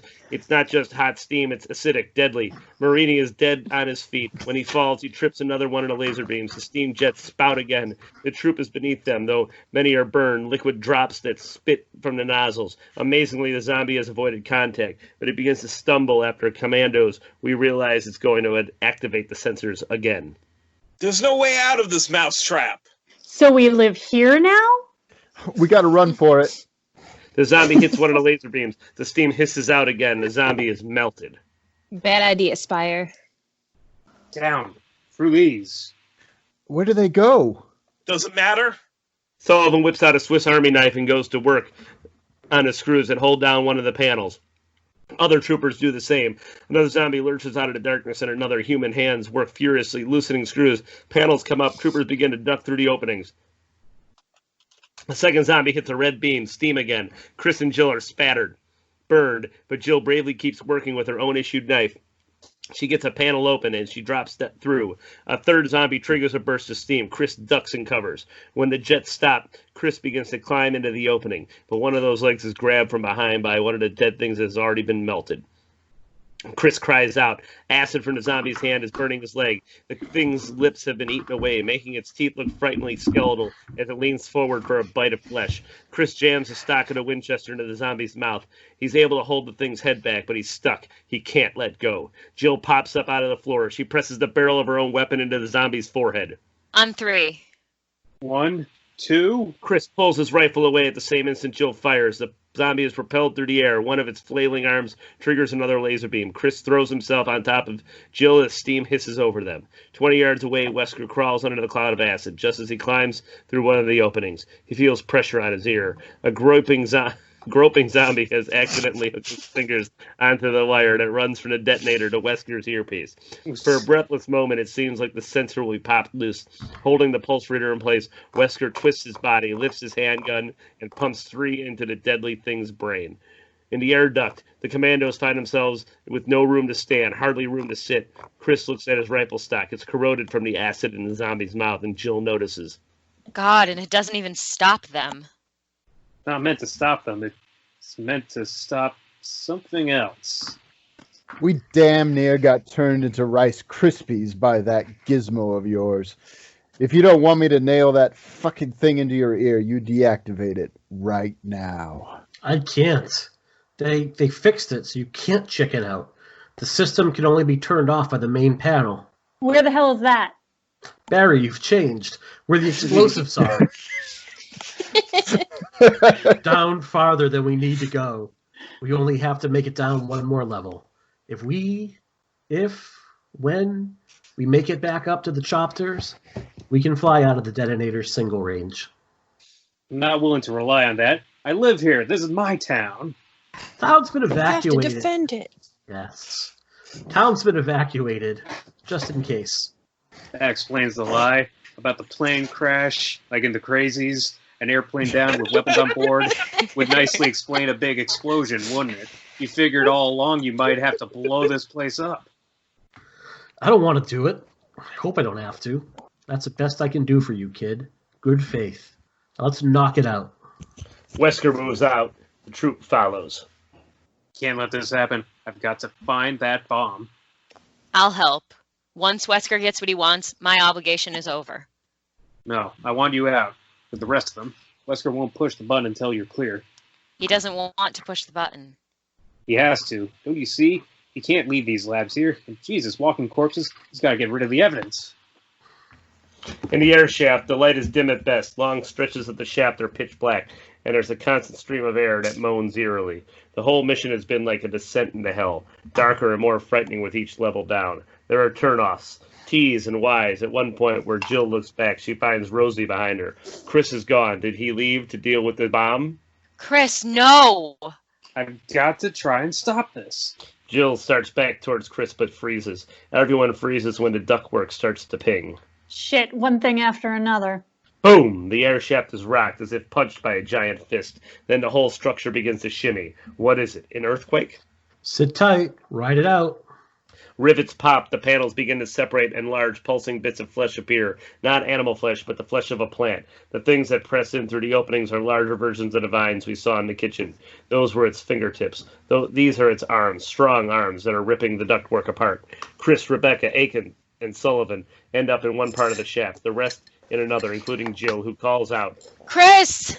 The section that holds Chris's group falls away with a monstrous, crunching sound. In the arboretum, Chris's group spills out of dangling metal with cables from torn ceiling, sparking around them. The troopers drop out of hell into paradise. An enormous hothouse, a lush indoor jungle of plants, ivies, grasses. It's a rainforest, complete with a thick, damp mist, just like at the Rainforest Cafe, that makes it difficult to see. We might be on another planet. None of the foliage. Not to interrupt, but I gotta move my car. My roommate wants out. Okay. Look, I'll just be. But we're only on level C. I know. I'll be right back. Johnny, can you take over for Jacob for a few minutes? He's playing Chris, right? Yes. Yeah. So, Thank you. God, let's note that Rodriguez became Rosie in the screenplay all of a sudden. What? Oh, is that Oh! Yeah, I noticed that. It took me a long time reading it this morning to figure that out. But for our listeners, Rosie is Rodriguez. Thank you. And The for our part of readers. The part of Rodriguez will now be played by Rosie. Thank you very much. No, it's still played by me either way. I just play all the random roles that start with R. Well, I just want to point that out for our listeners who are listening to this and might be wondering, who the fuck is Rosie? Well, we've gotten more familiar as the movies go on. I feel like we all know one another now. Yeah, All we right. can go by first names. All right. Pick it up from Burst of Gunfire. We can't all have a cool nickname like Christopher. Ready. Ow. Reddy seems awfully I'm racist. Christopher of a Reddy. nickname. Yeah. Very racist. All right. Burst of gunfire. Bursts of gunfire from 3 M16 shatter our ears, and a ceiling vent. Wesker and the others jump down into a very unusual corridor. It seems to stretch forever in both directions. It has no doors, no visible means of exit or entry. The walls are made up of multicolored polymer tiles, whose irregular shapes fit together like a jigsaw puzzle. The floor is heavy steel, though faceted. It seems designated to ship. The whole corridor looks like it might be able to bend to change position like an airport jetway. There are smears of blood everywhere, as if some terrible battle or battles took place here. This way. No, that way. Chris and the others. If they're dead, they're dead. If they're alive, they'll still be alive in 20 minutes. When we get back, Maybe not. maybe. And how do we know it's only going to be 20 minutes? How do we know we'll be able to come back this way? We don't. We'll do our damnedest to try. This is it, guys, the home stretch. Let's go. Valentine, you're on the clock. Fall in. Jill wrestles with her emotions, but in the end, dutifully, she falls in. As the troopers move off, we hear odd scratching noises with the high-pitched squeal of metal on metal. In the arboretum, the beefy arms of Plant 42 undulate overhead as Chris and his companions look for an exit. This thing was no accident? It was cultivated? And it didn't rip out the ceiling for the fun of it. Stay alert. The plant seems to behave intelligently with caution. The pods on its arms dart, almost as if sniffing when pulled it back like the vines in the kitchen, like timid animals. Chris spots a doorway. Here. As the others follow him, one of the pods swoops down in front of Rebecca and doesn't withdraw. It hovers there. Its follicles open like jaws, which display serrated daggers of cartilage that look like teeth. Inside, a pulsing calcix emits a pistol that twitches and swells. My mother made me eat vegetables. I know them all. This ain't one of them.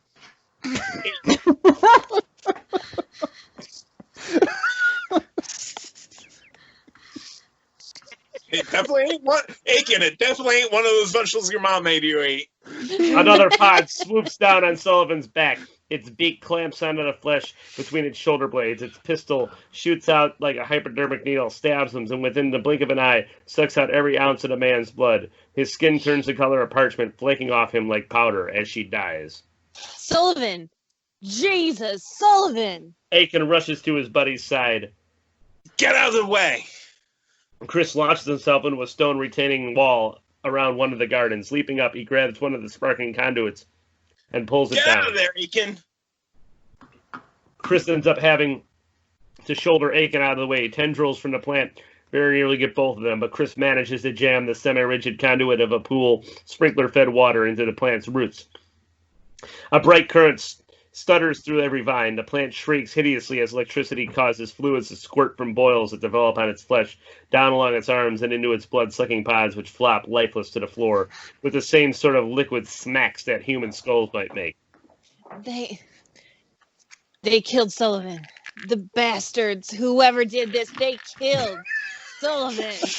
Enraged, Clay Aiken draws a long blade and wildly attacks the remains of Plant 42, slashing at the thing's dead limbs, not stopping until he cuts into something that looks like a vine but bleeds red. Clay Aiken traces the thing with his eyes up to where it's coiled in high tree branches. It's the oversized body of a copperhead with a belly 6 feet diameter. As Clay Aiken gasps, spellbound, he stuck from behind. The snake is so long, its body draped on one side of the greenhouse, but its head on the other. With the power of a dozer shovel, jaws like the open hood of a Cadillac, teeth the size of a window clamp onto Clay Aiken's midsection, instantly crushing his ribs. Ouch.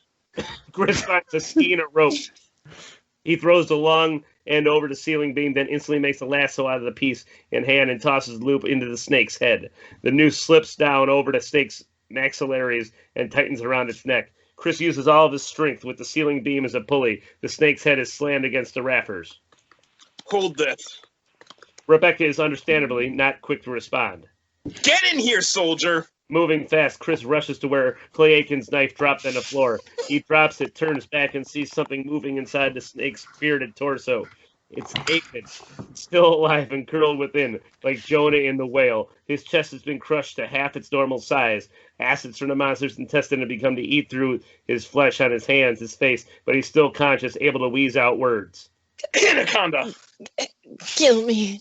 Sullivan said I'd be better off dead. This ain't never been truer than now. The snake uses all of its strength to lower its head from the ceiling. Rebecca hangs bravely onto the rope, but she's lifted bodily off the floor. The rope snaps, cut by a steel beam. Rebecca falls. The trailing edge of the noose catches a twisted debris. It delays the snake for 2 seconds. Those fragile seconds give Chris enough time to reach into the open belly of the monster and the pins on 2 grenades that dangle from Clay Aiken's vest. The giant copperhead snaps at Chris from behind, missing him by inches. He dives like a wide receiver reaching for a pass. When he reaches Rebecca's arm, his momentum carries her down to the floor. They roll behind another stone wall that contains a ton of earth which protects them. Boom! The explosions of the grenades which blow Clay Aiken and yards of the snake's midsection into eternity. In the conference room, the same nervous hands that we saw in the opening fidget on the polished surface of the conference table. A distorted voice scratches over a speakerphone. We're close. I think Jacob's back. I think we'll be able to get the package. It's been very interesting. Anything you can't handle? Hey, nothing I can't handle. Keep us appraised. The man with the ring's hand clicks off the speakerphone. I'm reassured, gentlemen, that everything is under control. Wesker, alone in a strange, faceted corridor, packs away his radio. He hears footsteps. Jill appears. Where are the others? Right behind me. Were you talking to someone? To Washington. To my superiors. They're your superiors too, Valentine. Don't forget that. Nothing, man. No doors, nothing. We hit a dead end. Us too. Cement wall. We're never going to get to the lab. In the electric tunnel, Chris and Rebecca are crawling through a 2 feet high feeder passage for electric cables, their bellies scraping the floor, their backs on the ceiling. I can't take this anymore. You take what comes. That's the secret of our Heldar. Oh. I'm back. Hi! Okay, take it. You take what comes. That's the secret of our genius. How old are you? Not very old at all. Not nearly old enough to. None of us is old enough for that. Jill told me you were nice. Did? Never told me. The sound returns, cha-chunk, cha-chunk, getting louder in the runway. Down in the corridor, the other troopers see faintly in the dusty reaches of the dark, agile shapes dancing not along the floor but along the ceiling. They look like apes swinging from what could they be swinging from? The ceiling is solid metal, close on a monstrous hand, both hairy and scaly. The shot widens to reveal a beast unlike anything we've ever seen, dangling from the ceiling. It's ape-like and lizard-like, with ferocious eyes that glitter from beneath an instinct-like carapace. The thing is an amalgam of the nasty creatures who pursued us in our nightmares. It's called a hunter. There are 6 of them. As far as we can see, there might be more coming from behind. One of them lets out a... Now it echoes in the corridor, up close and personal. The troopers open fire even before the creatures get in range. Chris and Rebecca hear the gunfire. Hurry. Chris crawls on. Rebecca is stopped with... One of the hunters crawls, punches up through the floor, almost stabbing her. Rebecca screams in the tight space. Chris is barely able to reach and take her hand. More claws penetrate the metal. The couple plunge ahead of them, the way Chris plunged ahead of the bullets on level A. In the runway, Wesker, Jill, and the others spit lead at the advancing creatures. Bullets sunk into their bodies. Blood flows, but the creature seems to feel no pain, even when they're squarely in their skulls. Chris crawls on. Rebecca is stopped when ka-chung, one of the hunter's claws, punches up through the floor, almost stabbing her. Rebecca screams. In the tight space, Chris is barely able to reach back and take her hand. Ka-chunk, ka-chunk. More claws penetrate the metal. The couple plunge ahead of them, the way Chris plunged ahead of the bullets on level A. In the runway, Wesker, Jill, and the others spit lead at the advancing creatures. Bullets sunk into their bodies. Blood flows, but the creatures seem to feel no pain, even when they're hit squarely in the skulls. Headshots. Ain't doing nothing. That was the idea. What idea? To win. The idea was to win. Jill aims at one of the hunters, pressing the trigger of her M16 and not letting go until her clip runs out. The creature's head is turned ragged by the barrage, revealing an iron superstructure beneath the skin. Now that is a metalhead. Jill looks up. Chris jumps out of the open gate in the ceiling. Rebecca jumps down after him. What do you think? Should I wait for orders or just wing it? Wing it. You know, that just might be the ticket. Wing the fuckers. Chris takes a careful shot with his Winchester. He hits one of the hunters squarely on its wrist, which snaps. The creature drops to the floor. Forget the headshots. They're useless. Shoot for the joints. The joints! The troopers fire at knees, ankles, elbows, genitalia, which seem to be the weakest spots. Most of the hunters drop from the ceiling, but they continue to advance, crawling, pushing themselves forward with whatever limbs remain intact. Run! We slowed them down. Run! Where? As far as we'll get either way, it's a cement fucking wall. There are 2 hunters left in the ceiling. One of them makes a mighty impossible lunge and hits Spire like a battering ram, slashing his chest open with its claws. 2 of the hunters on the floor rush forward, not attacking, but wanting to feed on Spire's remains. The troopers narrowly escape as the floor behind them grinds in and out, left and right, as if it were chewing. Spire's body and those of the hunters on the floor are eaten by the powerful steel blades. An invisible jigsaw door glides open 20 yards down the hall. The troopers run for it and are met by a beautiful Asian scientist, the woman we saw in the video playback, Ada Wong. You lost a man. If only I had been faster. I was unfamiliar with the mechanism. God, one of them is still... Quickly, inside, quickly! Don't worry, it's mindless. It doesn't realize that it's strong enough to push the door open. Sometimes the dumb get lucky. Hasn't happened to me yet. After a terrifying moment, the claw receives, the hunter departs. Everyone relaxes, visibly. My colleagues, Benjamin, Toshiro, as far as we know, we're the only ones left alive. We worked on sea level, but one of the biologists saved us, brought us down here. He knew that he didn't have long to live. He started the mechanism out there in the corridor, and he let it take him. I only saw it used that one time, or perhaps I could have been faster. The man you lost? You did fine, lady. We're obliged. As are we. We believed we would die here. Believed the bomb would destroy us. You knew about the bomb? The end for a place like this. When it falls, must be a bomb, yes? But now that you are here, the bomb will not come. It already came, ma'am. We brought it. The colonel here, he's wearing it. Is it true? Are you here to rescue or destroy? Both. Have to pick one? I'll pick destroy. You're not stars. You're umbrella. Once again, both. 2 salaries, 3 if you count combat pay. The man I loved, John Marcus, developed the organism that caused all this. He did it for humanitarian purposes. It was taken away from him for inhuman purposes by men like you. No, ma'am. Men like me are just errand boys. Send and do the wet work. All the glory, none of the benefits. After what you've seen down here, do you think any of it could be turned to a benefit? Yeah, I think it'd be turned to $5 or $10 million. How do we get into the D lab? Death lab? John was killed, never even knowing it existed. They kept him isolated upstairs, while a separate team was down here corrupting his research, using it to build BOWs. BOWs? Bioorganic weapons. The sharks, the plants. I guess on that one too? Okay. Yeah. I can pick up Rebecca if you want. Yeah, I think that makes sense. Right. The sharks? The plant? Early experiments. The snake. A failure.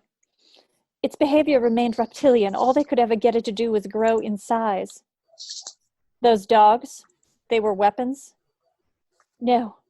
They simply became infected, as did everyone else. Janitors, the cook, electricians, guards, people who believed they were serving their flag. Scientists, great minds, turned into mindless ghouls. Before the outbreak, the experiments went further, didn't they? Those ceiling crawlers out there. The product of human DNA spliced with the DNA of vicious carnivore animals. Even insects, plated with armors beneath newly cultivated skin, then injected with poison so their biological components would die. Die? The T-virus reactivates them in a matter of minutes, but in battle, lost minutes are inconvenient. So the BOWs had to die to be allowed to revive before they could be used to full advantage. They were murdered by their own people so they could never be murdered again by the enemy. Are any more of these weapons developed? How do we get into the fucking D lab? You don't! Ada glances at an innocuous wall panel. Wesker notices a key slot, green. Oh. It can't be opened, thank God. None of us are cleared for that level of security. How fortunate that I am. Wesker steps over to the wall and inserts his green card into the slot. The panel slides open. A lock clicks. Wesker pushes the door open. Barry, come with me. The rest of you, make sure this door doesn't close. Remember, if I go up, we all go up. Have you been leaving doors open? Yes. This place is going to be overrun by... Brad's in really bad shape. Brad is leaning against the wall, sweating, shivering. Rebecca looks at his wounded leg. That's not just a scrape. You were bitten, weren't you? One of the sharks. Its teeth. I just brushed up against its teeth after it was dead. Shoot him. Somebody shoot him. No, we're so close. The antidote. What's got into you, man? Oh, Go ahead. No, in the stairwell. What's gotten into you, man? This isn't like you. oh yeah? This is exactly like me. This is what I've been my whole life. Guy sucking up to the honchos, wiping the shit off their asses, all the while they're looking for a break. A way to get some of my own. Well, This is it, my friend. I'm myself, all right? And I know exactly what I'm doing. I told you before this day was over, I'd pay you back. In the cubicle, Chris and Jill step past Rodriguez. They take off down the stairs. As they leave, Ada opens a desk drawer and pulls out a .45. You know how to use that thing, Chica? Of course I do. I'm a scientist. Ada clicks back the bolt, whips up the .45, and aims it at Brad's head. Rebecca dives in front of the man. No, you can't. Not while there's still a chance to save him. In the safety chamber, in Lab D, Wesker and Barry arrive at a set of plexiglass doors. They can't see through them. They're fogged. Wesker finds a key slot, inserts his access card, and whoosh, the doors open. A cloud of hyper-cold mist rushes out. Wesker squints through the freeze, sees the thing that stands sedated within the cylinder, the Tyrant. It's 9 feet tall. Like the Hunters, it has more or less human form. Monstrous steel claws depend from its fingers, nearly touching the floor. It's called the Tyrant. No one knows it exists, except us and Holden. Holden? Umbrella's a man in D.C. We need him. Signs the checks. We got it, Barry. We got our fortune. You're not going to try to get this big motherfucker out of there, are you? Don't have to. All he needs is the data. Then these things will be cranked out on the assembly line. Laying down his automatic, Wesker hits computer keys until a disc pops out of a master feed. Yes! This is it. What about the antidote? Antidote? Shit. It's no antidote. That's just a bunch of happy horse shit to keep the team going. Neither man notices that the removal of the master disc has caused certain systems to fail, indicated by red lights and by the fact that the walls of the Tyrant cylinder are beginning to run liquid sweat. The ice is going to break. You're going to give this? You're going to fucking give this to Umbrella? No, Barry, no. No. Gonna sell it to him. Then I'm gonna open a Swiss bank account right next to yours. God damn. Jill has appeared in the doorway with Chris. They both look at the monster with awe and terror. That thing can't be real. Oh, it's real, all right. And it's spectacular. And it's worth more than gold, more than uranium. Do we get a piece of that action? Rosie has arrived. So have Rebecca, Ada, and the 2 surviving scientists. All of you do. Anyone who comes out of this alive, you get a taste. I'm in. I've been eating shit all my life. I'm happy to eat some more as long as I get some gravy on it. Anyone else see it my way? One of the scientists, Toshiro, rushes to join. You disgrace yourself. I want to live. Smart man. Anyone else? Valentine. Jill looks at Chris, then she steps to the doorway and takes a defensive post beside her CO. I was going to try to disarm the bomb. This place should be destroyed. It needs to be destroyed. Chris lifts his rifle. Wesker is faster with his pistol, aiming at Chris's belly. Gotcha, son. It's only because of Valentine here that I didn't squeeze the trigger. Chris and Jill exchange dagger eyes. She's on your side. She doesn't mean shit to me, and I don't mean shit to her.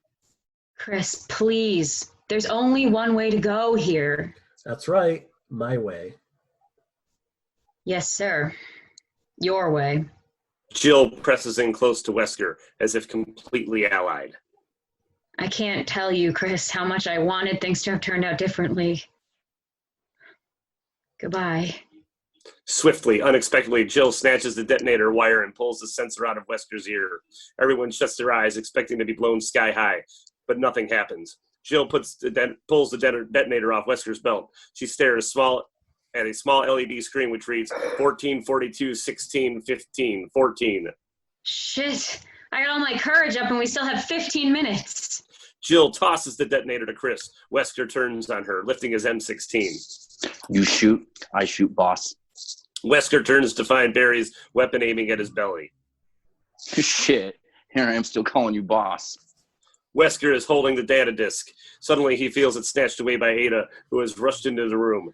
He aims his weapon at her back as she darts away. Before he can fire, he's kicked in the head by Jill. Buckling, dazed, he looks up at her. We believed in you. I believed in you. Boy, was I a sucker.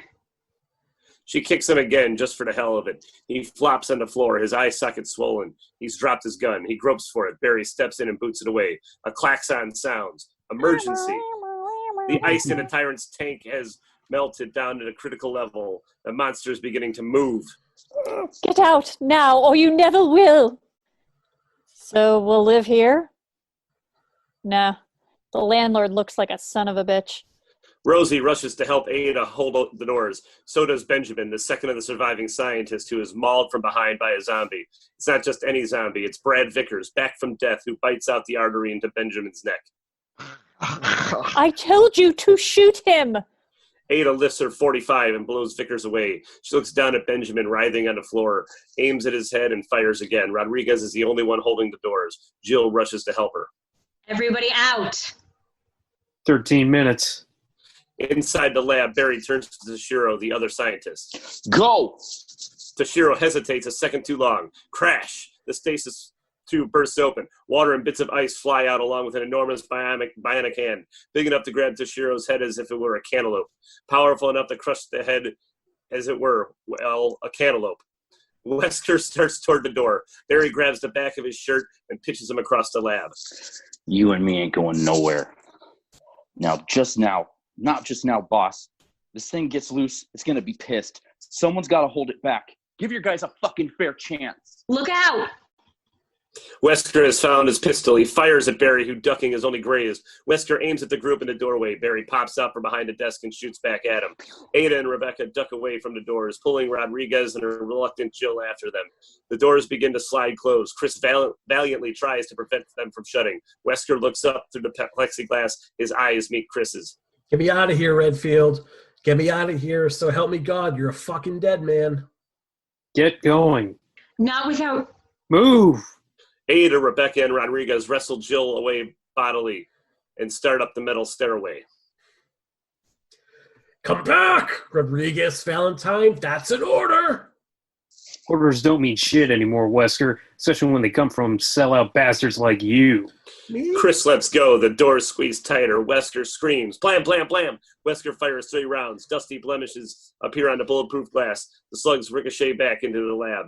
The ice in the stasis tube is turning to slush. The tyrant is about to break loose. Wesker looks pleadingly at Barry.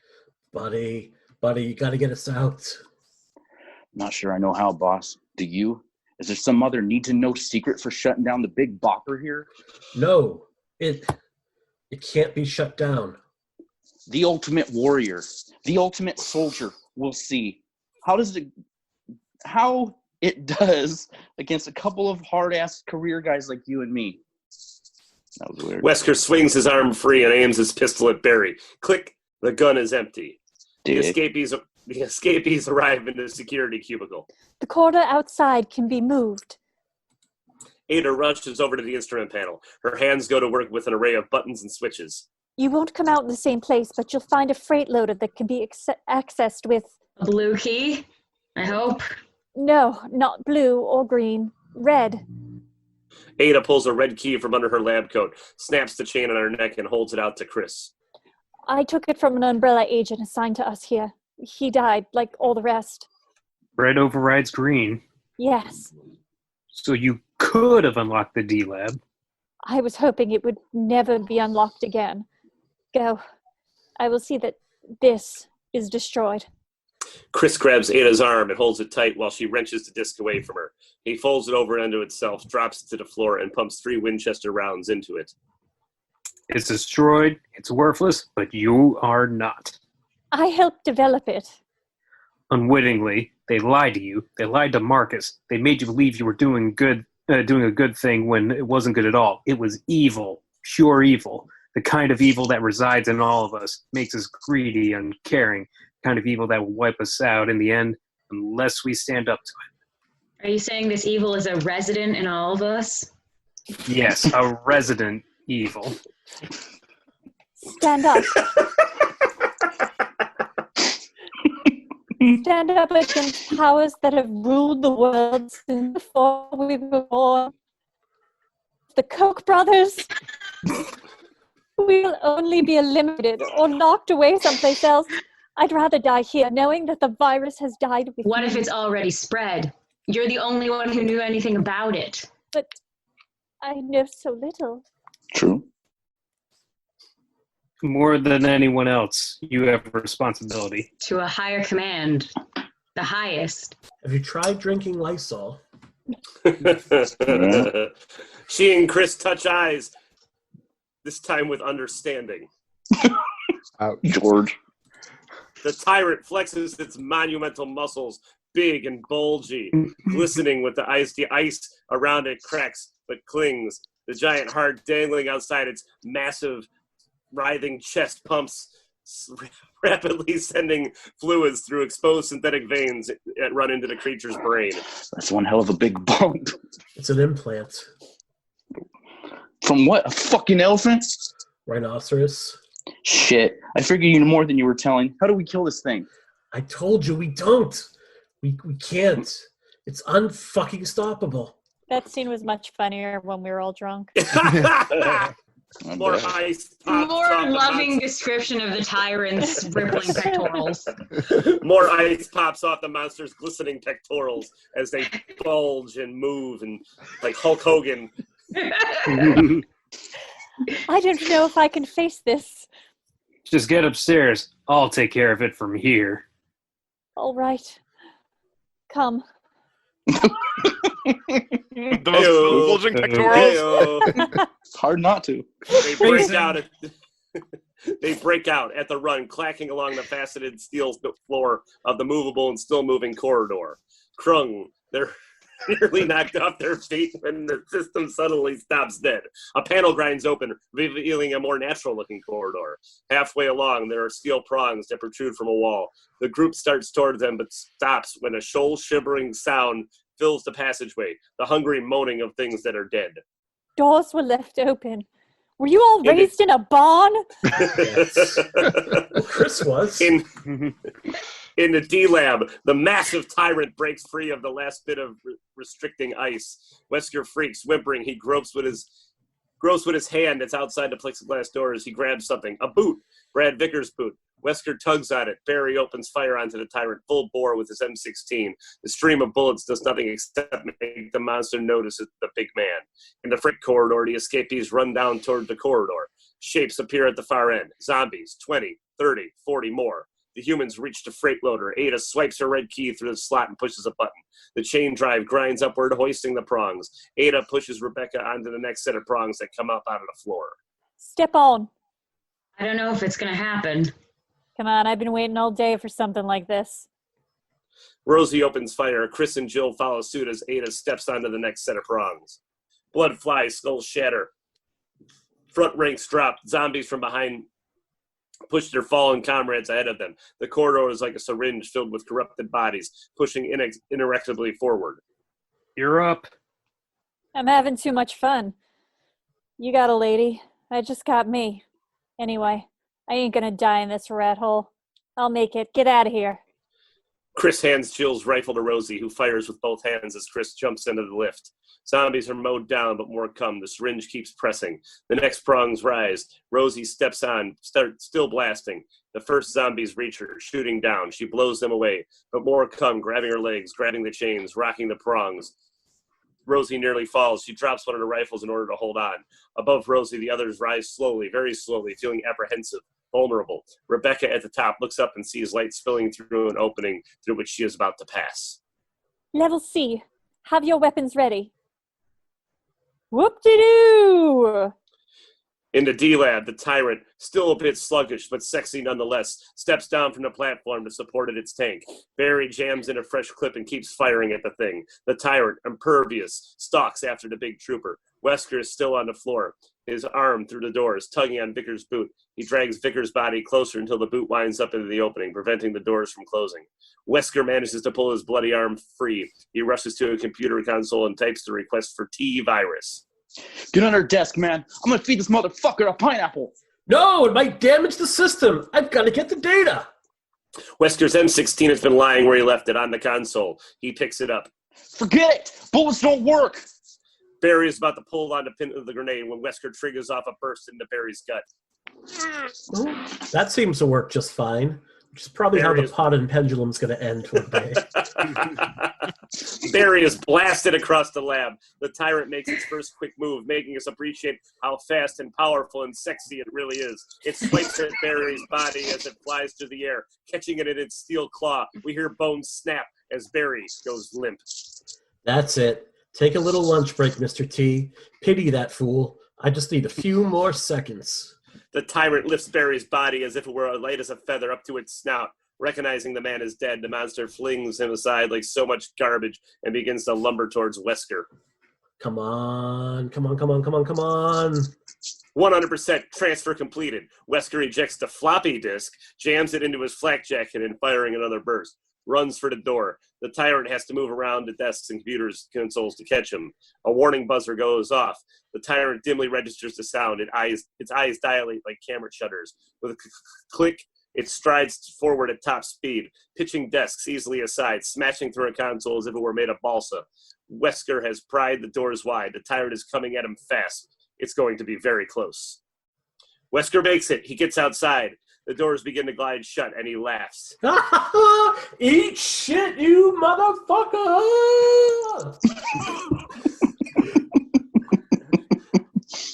Flang! The tyrant's long bionic claws shoot with the speed of switchblades through the opening. Just before the doors meet, 4 of the claws skewer Wesker, passing clean through him. He doesn't die instantly. He's still alive and screaming when the tyrant uses his same hand, which Wesker impaled on it, to push the doors wide open again. The action causes Wesker's head to be sliced off by one of the steel bumpers. The tyrant steps out of the lab. As the doors glide shut, the monster holds the remainder of Wesker's body inside their path. The bumpers are stopped by the tyrant's iron hand, which it extracts, letting the doors scrape the dead meat from its claws. Level B, ladies wear, children's wear, ladies lingerie. Don't see anything. Good. We're almost there. You'll have to jump off. The belt won't stop. As the echo of Ada's voice rings off, Rebecca looks up and something drives down out of the darkness. She ducks, almost losing her balance. She clings to the chain as other things, black, relatively small, whip past her head. Bats! There are bats in here! No, they're crows. Infected. Don't let them bite you. Rebecca dodges with new urgency as the black birds dive past her. Looking up, she sees more coming. One hits Ada. She swats it aside. It drops all the way down to Rosie, who jumps, gasping when it hits her. Rats! Flying rats! Rosie opens fire, filling the shaft with ribbons of lead. Another bird dives from above and Skip takes a chunk out of Rosie's cheek. Ah, you fucker! You okay? Yeah, I'm cool. Rosie keeps firing. The deafening sound of her M16 keeps her from hearing a into sheet metal wall. A second later, the metal is torn open like tissue paper.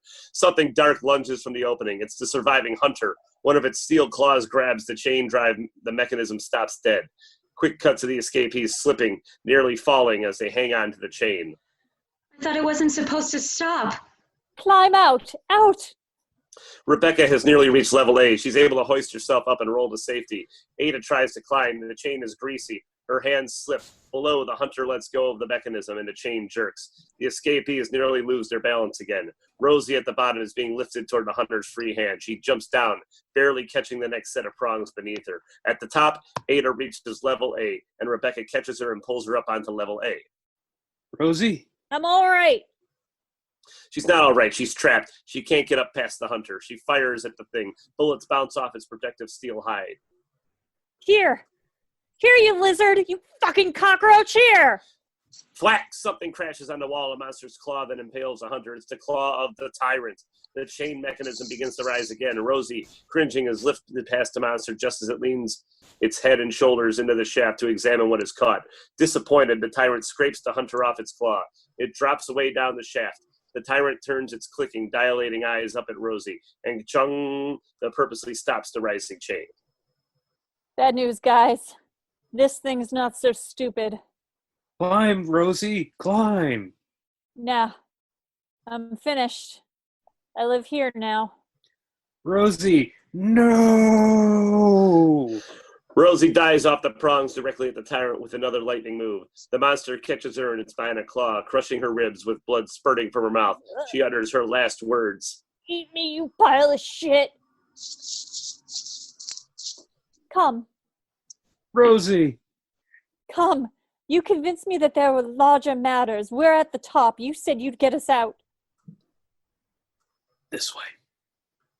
They are in the Maniac Mansion, which Chris knows well. He leads his small troop into a small powder room, decorated garishly in an East India motif.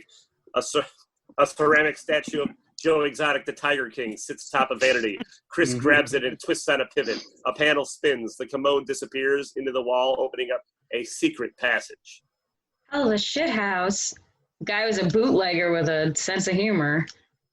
Chris leads the other into a small blank chamber. The only thing it holds is a grandfather clock. I hope they haven't disabled this. Chris opens the door that covers the clock face. He quickly spins the hands until they hit high noon. Grong! A wall begins to grind open, straining against rust, dirt from idleness, years of idleness. Cobwebs are pulled apart and daylight appears. All right, we made it. Chris urges the others out through the opening. At the same time, he checks the detonator. The LED is down to 6 minutes and counting. At the controls of a helicopter, LaGuardia spots something. Rebecca and then Ada and Jill climbing onto the lawn. I'm going in. You don't have authority. Fuck authority. Chris climbs out of the secret exit. There's a sense of relief, of salvation. Only Chris notices a bit of plaster falling away from one of the mansion's stone walls. Watch it. Watch it. Crash! The tyrant bursts through the wall with superhuman speed. It attacks the escapees who run, dodge, barely escaping the wishing swipe of its iron claw. What in God's name is that thing? Something we weren't supposed to see. Drop the ladder and drop the stinger. The Huey swoops down as low as safety will allow. A faceted aluminum ladder unfurls.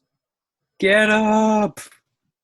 Chris pushes Jill toward the ladder. She pulls on Ada's arm and sends her up first. Ada begins to climb, then Rebecca. The tyrant closes in, swiping at Chris, who just manages to avoid the slice of its mighty claw. The radio man leans out of the door above, holding something. Catch this! Toss it to me. The radio man drops the stinger, a rocket with a shoulder launcher, down into Jill's hands. Chris hits the dirt, and the tyrant tries to crush him by stepping on him. Chris rolls away. The ladder is too wobbly. Jill can't be sure of launching an accurate shot. Chris looks up, sees Jill holding the rocket launcher. He runs past the tyrant, okie-dokieing left and right, then dodging left and right again. Jill pitches the weapon. Chris catches it. The tyrant is on him, about to stomp. Chris aims at the monster's rhinoceros heart and fires. The rocket connects on target. The casing around the animal heart explodes, and the tyrant drops like a giant redwood on top of Chris's legs. Time to detonation, 3 minutes, 2:59, 8, 7, 6. LaGuardia drops his chopper down a bit lower. The bottom of the ladder hits the ground, and coming within Chris's reach, he grabs on. The helicopter rises again, and Chris is pulled out from under the tyrant's steel body and is lifted onto the air. Chris dangles as the Huey banks away over the forest. The tops of the trees whip his legs, but he hangs on, climbing up until the other catches hands and hoists him onto the chopper. Chris checks the LED. 1 minute, 45 seconds. We have to get out of range. No. Circle around. Are there more survivors? No, just circle, okay? I want to take a last look. The Huey banks into a circle. Chris looks down at the mansion and just over the hills, his farm. It's your home. I hoped it would be our home. I guess we're going to be moving. Chris checks the LED. 38 seconds. Full throttle. Out of here, man. LaGuardia pushes his stick. The Huey lunges forward at top speed. Rebecca, Ada, and Jill are pressed back by inertia. Chris holds himself erect. Through the window in the receding sky, he spots an eagle riding the wind. Cut to the Arkley forest. Boom, the ground erupts. From an enormous underground explosion, the mansion is reduced to particulate as the shockwave spreads outward. Chris's farmhand, Rake, is shambling out of the house, a zombie, when the explosive force hits, tearing him apart. On Raccoon City that day, the town is empty except for 9 lonely figures lumbering down Main Street. They too are zombies. The hot wave hits. 2 are vaporized. Fire engulfs 2 more. The brains of 2 others are destroyed by flying debris, which catches the remaining 3 as well. Arms are torn off. Iron shafts from shattered plumbing. Shards of window glass. Slats from picket fences. Punched through the necks, chests, and bellies, but the dead things, their skulls undamaged, though billows of just drooling hungrily. And the screen goes black. All right. Excellent work, everyone. All right. Thank you so much, guys. That was fun. Oh, pleasure. That was a lot of fun. And thank you, Leatherface. All right. Thanking everybody who tuned in tonight to our recording of George Romero's Resident Evil. Hope you guys really did enjoy that. It was a lot of fun making it despite all the technical snafus. Thanks to all of our cast. Thanks to all of our listeners out there who are super patient with us. Hopefully we found a couple new listeners. We'll be back next week with Creep Show 3. And then after that, we are moving on to the Alien franchise. That'll cover 4 movies along with Prometheus and Covenant. Talk to you guys soon.